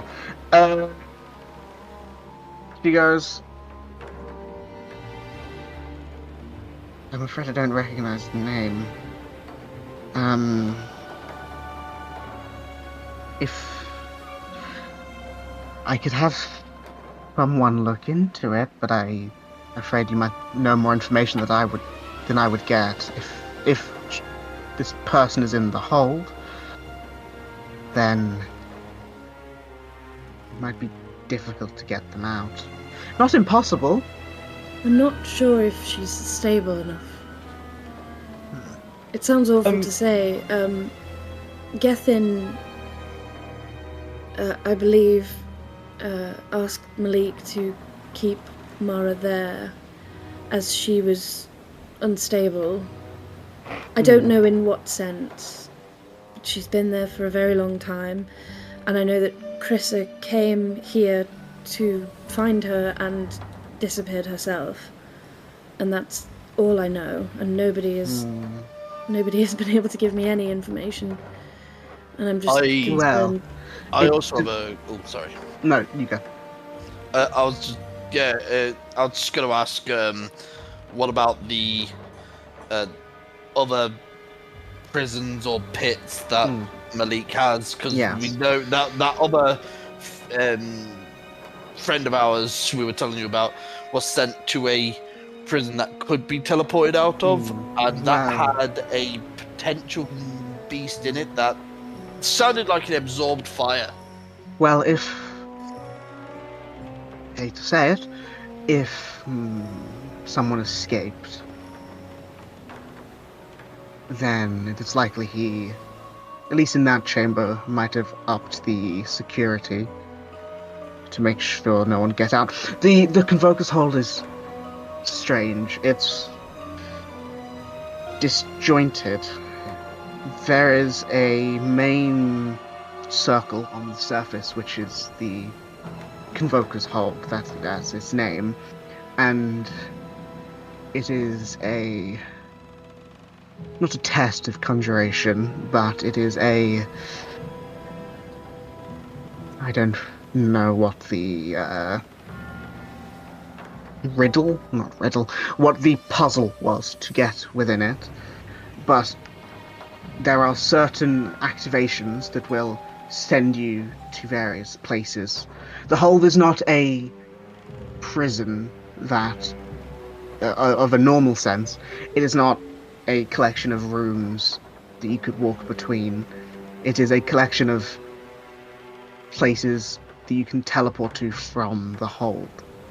So it's like a collection of doors that just lead to That's a good way to put it. It's a collection of doors or portals that you can only move through from the main space. So you could go to one, then back, then you'd have to go to another from there. It depends. I might be able to get you there. Tess might be able to get you there without Malik's knowledge if you wanted to go about it that way. But if you want to speak to him, Tess can get you as close as she can. Our plan was for me to go and speak with Malik and act as though I'd come here alone, and then we decided that it would be best if somebody came with me, and so Nyx here, she gestures to Nyx, is going to come with me. I just feel as though if Malik did have something to do with Chris's disappearance, if we could get Malik to slip up in some way, and I could get proof for Gethin that maybe the other Archfey would get involved. It is certainly difficult to make him slip up in conversation. You might be able to. I don't think it would be an issue if the two of you, or you all walked in personally. I'm just advising. I don't think he would do something, especially if what you say is true and you are the child of another Archfey, and this goes for Krissa as well. I don't believe he would do something intentionally that would put his kingdom, for lack of a better word, at risk. What if things could have changed since the time I've been gone, but it just doesn't seem like he would do something that would directly affect another court intentionally. What if if you are set to speak with Malik, we could split into teams, just spitballing here. Some of us get into the Convoker's Hold without his knowledge, and have a look around. I The more stealthy ones. think that would be more dangerous than it's worth. It's not impossible to get into the hold without his knowledge.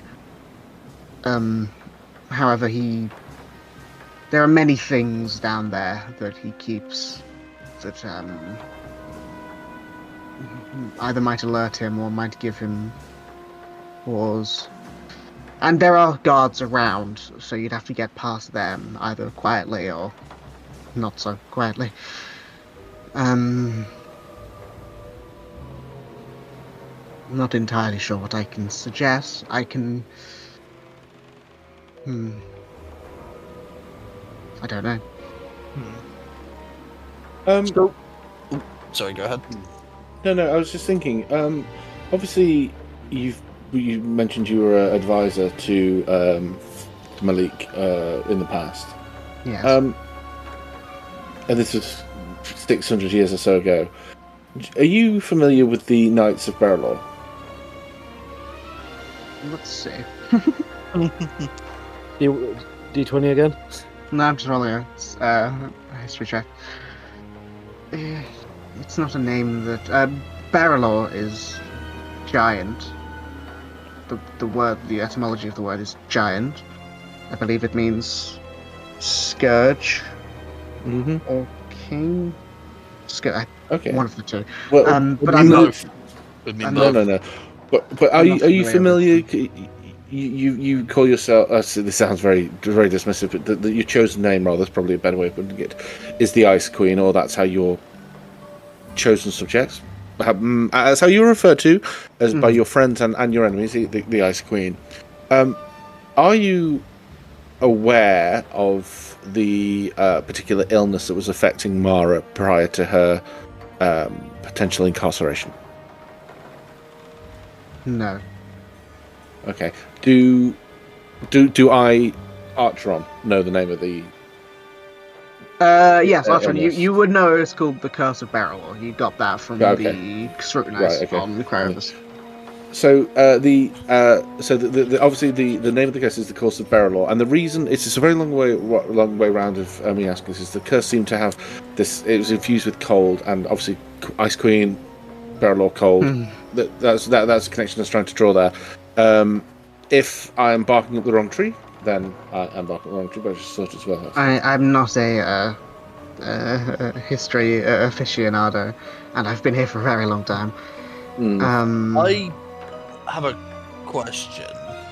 You mentioned that you've been here for about 600 years. You also mentioned that you were sort of biding time to potentially strike back, and you've just sort of been, for lack of a better word, just committing piracy on his icebreaker ships as they've just been coming through. Sort of all I can do. He's immensely powerful, and I wouldn't be able to. I'm not weak myself, but I wouldn't be able to fight him head on, and I don't want to put these people at risk if I can help it. Okay. And if you were to fight a full-on war with him, and like you just remain doing this with these guerrilla tactics, who would take over for him if you won? Would it be you, or do you have someone else in mind that would replace him? Well, if he were to step down or be otherwise incapable, I would be happy to step in. It stops someone less trustworthy from taking his place. And no one else comes to my mind other than I can't say the name. But I don't think they would want to. And just because I'm a little bit interested in this little aspect of him, why is he so worried about people who are a threat to his power? It seems like he's always been worried about having someone be a threat to his rule. I think it's more. He's always been nervous, and since gaining his status, he's been able to be comfortable. And I don't think he wants to risk losing that if he can help it. So perhaps overly cautious is a word. I think he's perhaps trying too hard. But he is Archfey, so he does get to rule however he wishes. And do you know of outside? So I've seen a couple of things in the towns that we've been to. We've only been to a couple, and people just seem to be minding their own business and going about their day. But is there anything? Is that just the surface? Deep down, are people being? I'm afraid I wouldn't know. Okay. Sometimes, just as the people around her, they go out and look around, but it's always dangerous, so they don't go out for very long. He makes it a point to only show his projects when they're finished. And, well, early on, he created a group of people called the Strigger by adding owl-like parts to humanoids, gestures to Tess, and sort of slightly to like a few other people in the room who don't have tokens. And I've taken on some of those aspects over the years. However, he saw them as a test, something to be discarded. And I did what I could after I left to help them. Some of them are around, but only in small numbers. He sees a lot of things he does as failures. And if they're failures, he does not wish for them to get out because he wants to be seen as perfect. I see.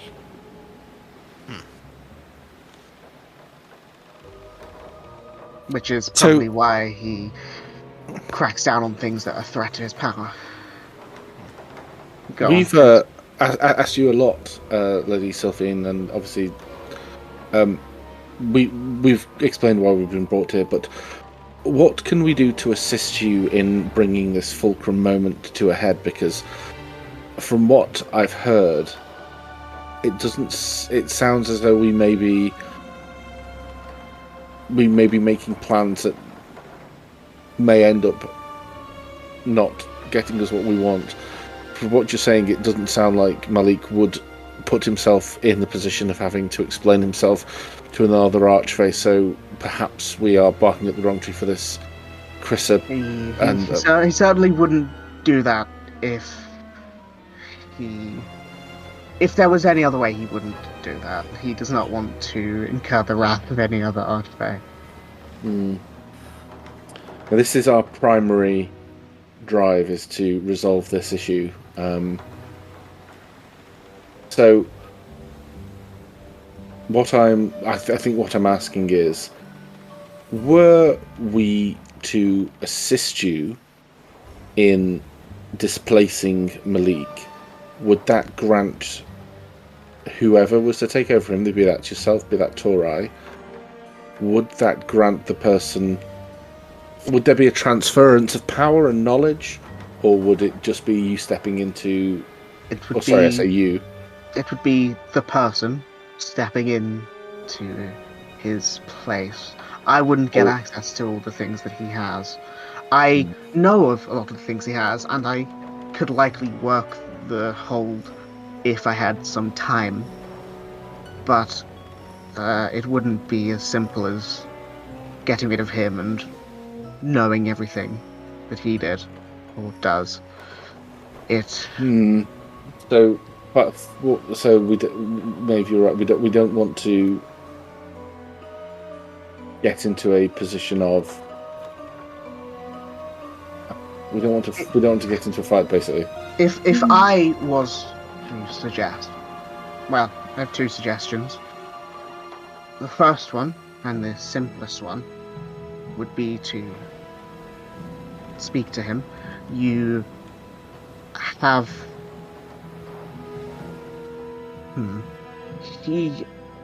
I do not believe that he would just lock you up for no reason.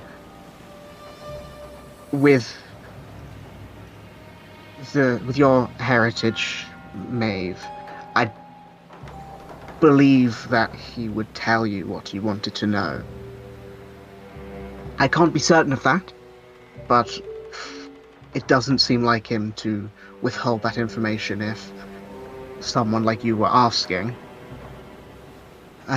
So I believe you might be able to convince him to tell you about Krissa and Mara, or perhaps even take you there, if that is what you wish.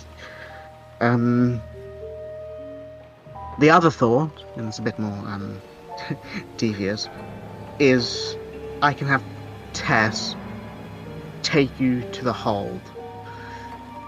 I can try to recall anything I know about it, and she could take you there, perhaps past his guards, and you could try and work it to get where you needed to go without his knowledge, which would give you more free reign over where you went.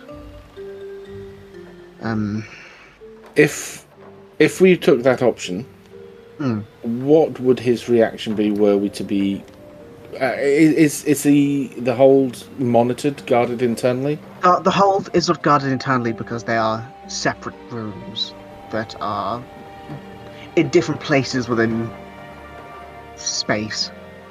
That not all of them are even on this plane, to my knowledge. Okay, so the reason I'm asking and the reason I'm concerned is if we were to take that option, we may well find ourselves wandering the Convoker's hold ad nauseum. Yes, well, but we would have free reign over it. But a free reign in an infinite in a dimension we have no control or understanding over. No. So, how do I describe this? It's like a doorway, as was mentioned before. If you open, there's a number of portals. I don't know how many he has at this point. There was only 2 when I was there, but there could be more now. I assume there is more now. It is once you open that portal and step through it, you are taken to the other side of that portal, wherever it may be. There is a way back once you're there, but you are in that space. Unless you are moved out of it by other forces, you are in that space until you leave. You're not wandering in infinite. It's not a maze. You're stepping through a door to another place that has and you can get back through that door. So it's not a maze. It is. We can't get trapped there. You can only get trapped there if you couldn't get. If the portal was stopped for some reason, or you could not get back to that portal. And I assume that Malik can stop the portals. I don't know if he could stop them from anywhere. I assume he could stop it if he was at the hold. And also, would he be able to tell we were in there? I don't believe so. I don't think he could either. I'm not certain, but I don't believe so. If Tess is able to get us past the guards outside of the hold and get us in there with no guards to deal with, then I don't see why all of the guards are stationed around. They're not within the main circle, I think, for fear of them accidentally walking in. I think maybe then that's a good option. The reason I'm a little bit hesitant is it sounds... it doesn't sound particularly secure. If Tess, and as capable as she is, if she can just create a tunnel into there, then what is... Well, not in there, near there. She can't get... Near there. Right. So, okay, so we get near there, and we just waltz in and we have full access to it. It sounds too easy. You would have to figure out whatever he's set up as maybe a last line of defense. I assume there's a puzzle of some sort, but... If I'm being honest, sometimes when it sounds too easy, probably is, but on the off chance it isn't. And I mean, Malik is, well, he doesn't assume people are going to, wander into... He's going to assume... He's arrogant, yes. He's not going to assume people are going to wander into his prison. And would there be other allies, known allies you have in there, that we could assist with their egress? Not myself. I mean, perhaps in the time he's locked up other people, but trying to remember when I was there before. Because I've not been in any of the rooms. I just remember what was told to me. There were 2 rooms that I recall, 2 doorways, I guess, 2 places. One of them was to his, he called it the vault, which I believe was for his personal assets and items that he wanted sealed away. The other was, I believe, it was I don't know what was in it, but a portal that linked to the astral, that linked to the realm of stars somehow. I don't know the specifics. What about the realm of the echoes? I don't think he has anything tied to that. I mean, if he did, he wouldn't be able to control it. He might now. But when I was there, I don't believe he had anything linked to it. Is he arrogant enough to believe he can control a portal to that realm? I think, given enough time, he's arrogant enough to think he can control anything.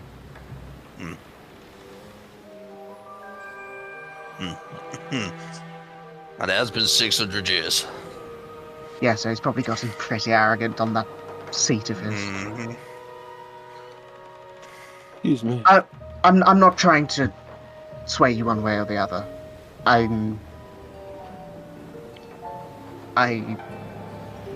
You have your own goals, I have mine. I just can see that you don't like him, and I certainly don't like him. So I'm trying to help if I can. The idea of splitting into teams is still an option, in my opinion. If we're able to sneak in past the guards, have one team in the hold, and then... I would be worried about that, because if you are trying to find someone, as Maeve said, was unstable, you might need all the help you can get if things go badly. Is there any reason why we couldn't try both? First of all, the open up front, Maeve goes and asks a question. If we're not able to get satisfactory answers, then we take the option of investigating ourselves, but obviously we keep that secret from Malik. It sounds to me like you're saying the conversation would be relatively safe, but we might not be able to necessarily trust the information or be convinced we get all of it. Whereas if we were to go to the Hollow itself, it sounds much more like we'd be able to get much more information. Maybe there's a way we can mix these 2 ideas together. What if we stick with the original plan, that Nix and I go and speak with him, and if he lets us in and I don't contact any of you, then you can go with I forgot. Jesus Christ. Tess. You can go with Tess and come in after me.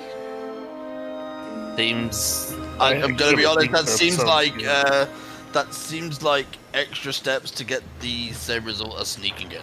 And if Yes, but what I'm saying is if we sneak in and he finds out that we've been sneaking in, we're then immediately in his bad books and he's not going to trust us and tell us anything. If I go to him and I ask, do you know where my sister is? He may know and he may be able to take me to her or to show me the last place that he saw her go. If we go in on our own, we're going in completely blind and we could be there for days and get caught doing it. I actually like that. This is just out of character. I just want to make sure I've understood it because I'm a little bit tired. I just want to make sure I've understood what you said. So breaking it down, what you're saying is this Ice Queen has said to us she doesn't think it makes any difference whether we go send Maeve in as an individual or go as a team to ask him. And secondly, if we don't get the information we want, or this is another completely valid option, she thinks that we could sneak in. He wouldn't necessarily know we're there until perhaps we flicked like the final switch of the final puzzle, at which point it might be a race out. Because internally it isn't guarded because he's assuming no one's going to try to break into it. Right. Okay. The only issue's the wrong word. The only spot I can see in that plan, Maeve, is if he were to take you to Mara or wherever she was, he wouldn't take you. He likely wouldn't take you directly to her. He would take you to the hold and then open it. Which, if the rest of them are sneaking in, would mean he'd see them sneaking in or see them around, which might raise suspicions. And might have the same issue as if you're not together, then you might not have enough. And if she is unstable, as you say, it might be walking into a bad time.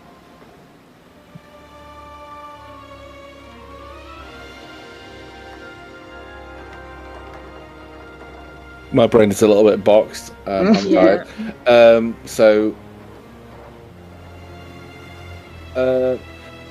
Lady Sylphine, would we be able to rest here whilst we discussed our next steps? And but before you answer that, actually, there is one other question. Do you know about these bloody competitions? Because we've not been able to get a straight answer about these things. Are they tests of physical prowess? Are they fights? Well, it depends on his whims.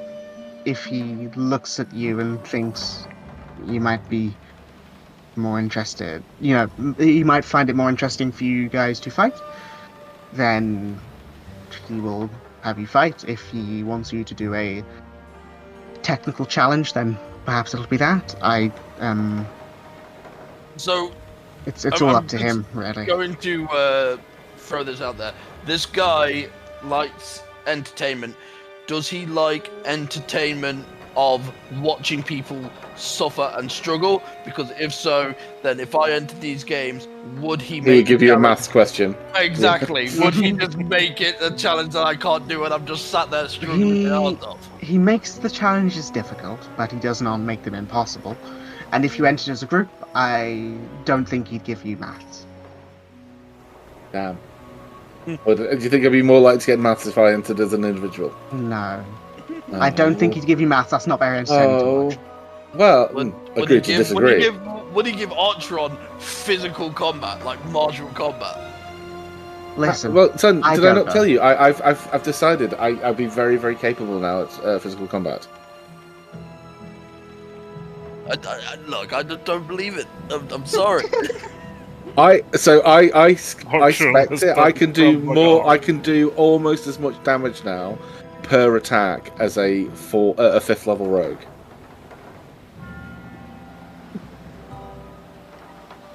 Without that's with cantrips and stuff. Like every round, like I just have that now, and that's without even the I got like maybe the functionally best AC of the entire group. And access to all weapons. This But isn't you a can't dick measuring use power. competition. No, I just realised the other day. I was like, oh, I could do it. I thought I could. I don't want to do it. I want to say true to my nerdy roots. But it occurred to me that the pen is mightier than the sword. Yeah, but sometimes the fist swords are is pretty cool. Yeah, Rolls out the pretty fist is cool. mightier than everything. Mm. Because Anyway, If you said so the yeah, hand, I might believe you. The fist, the maybe fist. not. I don't know. It doesn't sit It's right. very specific. Yes. Okay. So, would we be able to rest here whilst we considered our next steps? Because you've given us a lot to think about, and we'd started on plans, and I'm aware that perhaps we need to digest this to decide what we're going to do. Maeve's very, very concerned that she doesn't want us injuring ourselves, which is fair, and she's equally, and I think very, very fairly, acutely aware that we may accidentally fuck up for her. I think that's very fair. She's very invested in this, and she doesn't want to have to blame us for the fuck up. Reading between the lines. like me for the fuck up. Well, no, any of us, Simon. Not any one individual. She just, it could be that there's a really, really tempting ritual spell there that we're tempted with, and I'm like, ooh. Or perhaps, as I mentioned, there's there is a gateway to the realm of echoes. Potentially learn more about it, sealing it off forever. That would be brilliant for that. What a legacy that would be for me to be able to close that door on the world forever, so no one else had to suffer through it. That'd be very tempting, or even if it's just in the conversation with Malik, one of us saying the wrong things, angering him, or interrupting a question, or anything. There's many ways that if it's just Maeve herself, she doesn't have to worry about us not doing it right for her, which is fair, I think, considering what's happened to us all. However, Well, I can't speak for desperate that. time. No. But, So would there be a place for us to rest yes, whilst we consider this? Yes.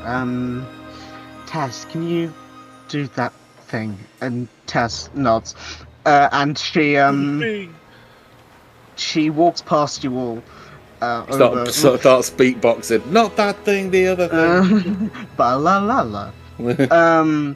And she sort of walks over to this area, and lets out another set of whistles, and sort of in the ice it begins to sort of burrow out and make that same sort of ice tunnel that opens out into a larger, like a sort of small tunnel, then a larger chamber that has like an ice table and ice seats for you guys to sit on.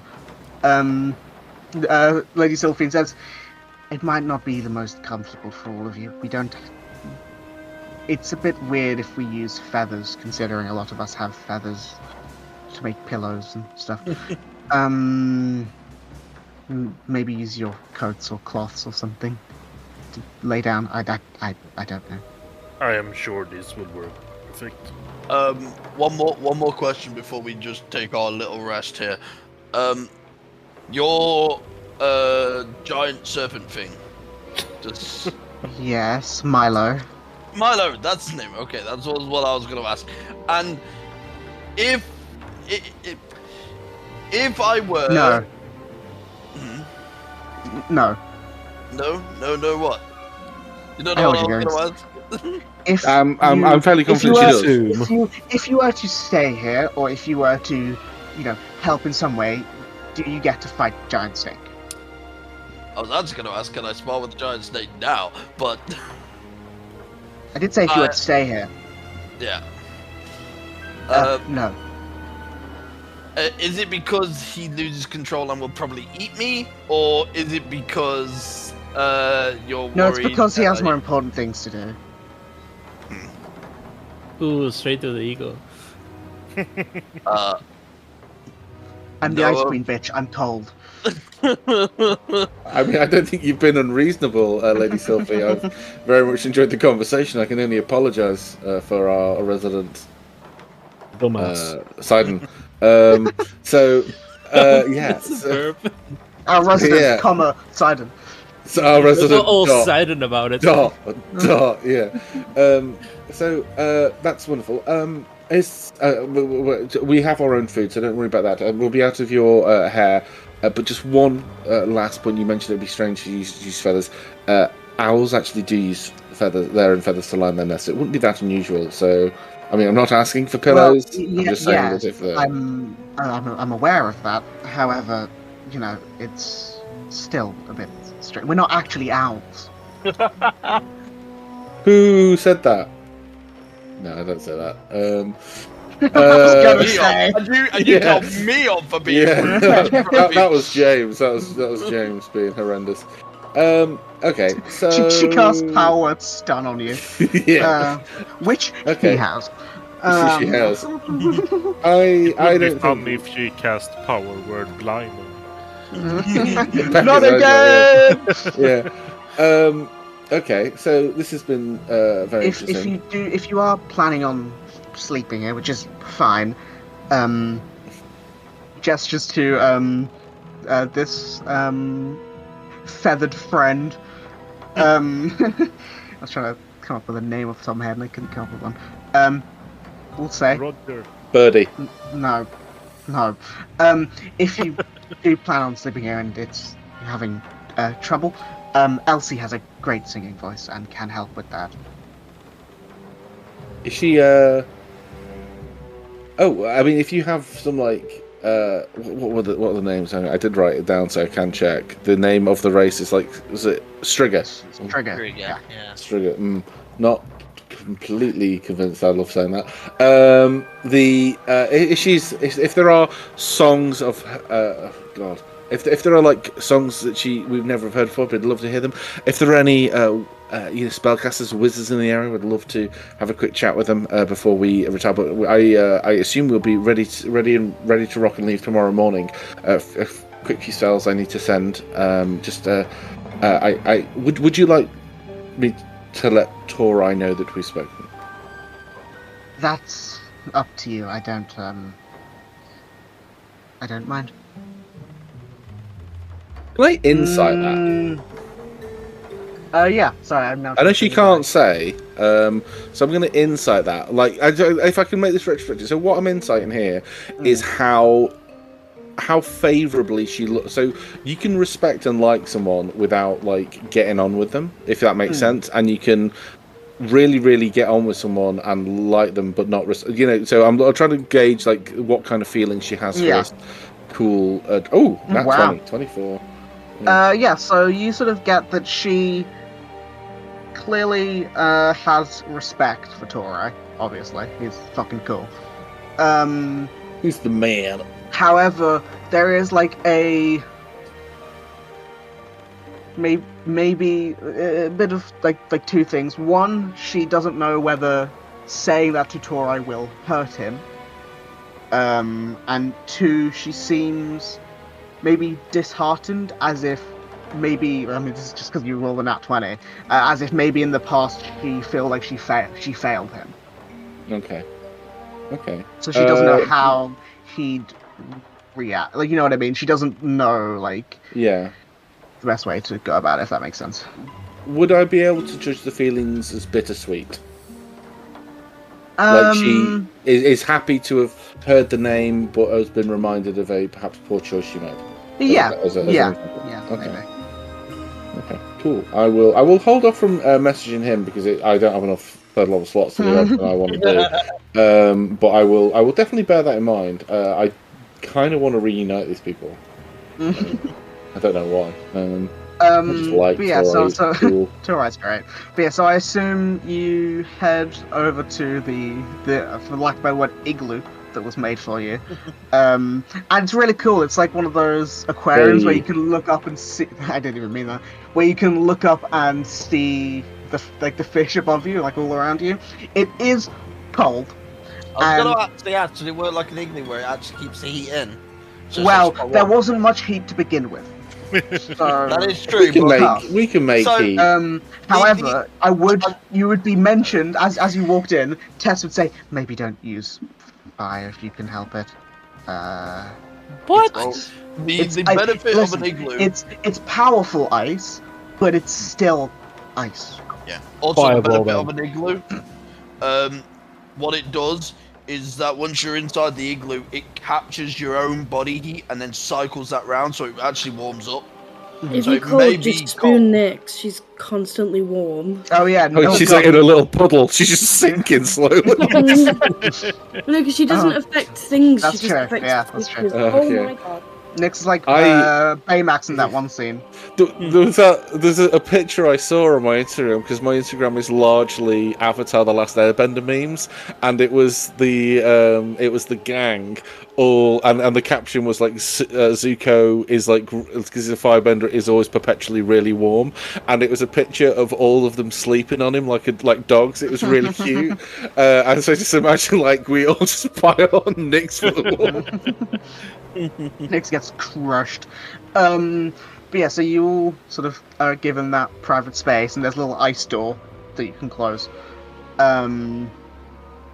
It's for you to discuss your plans, and I will say we will pick up there next time.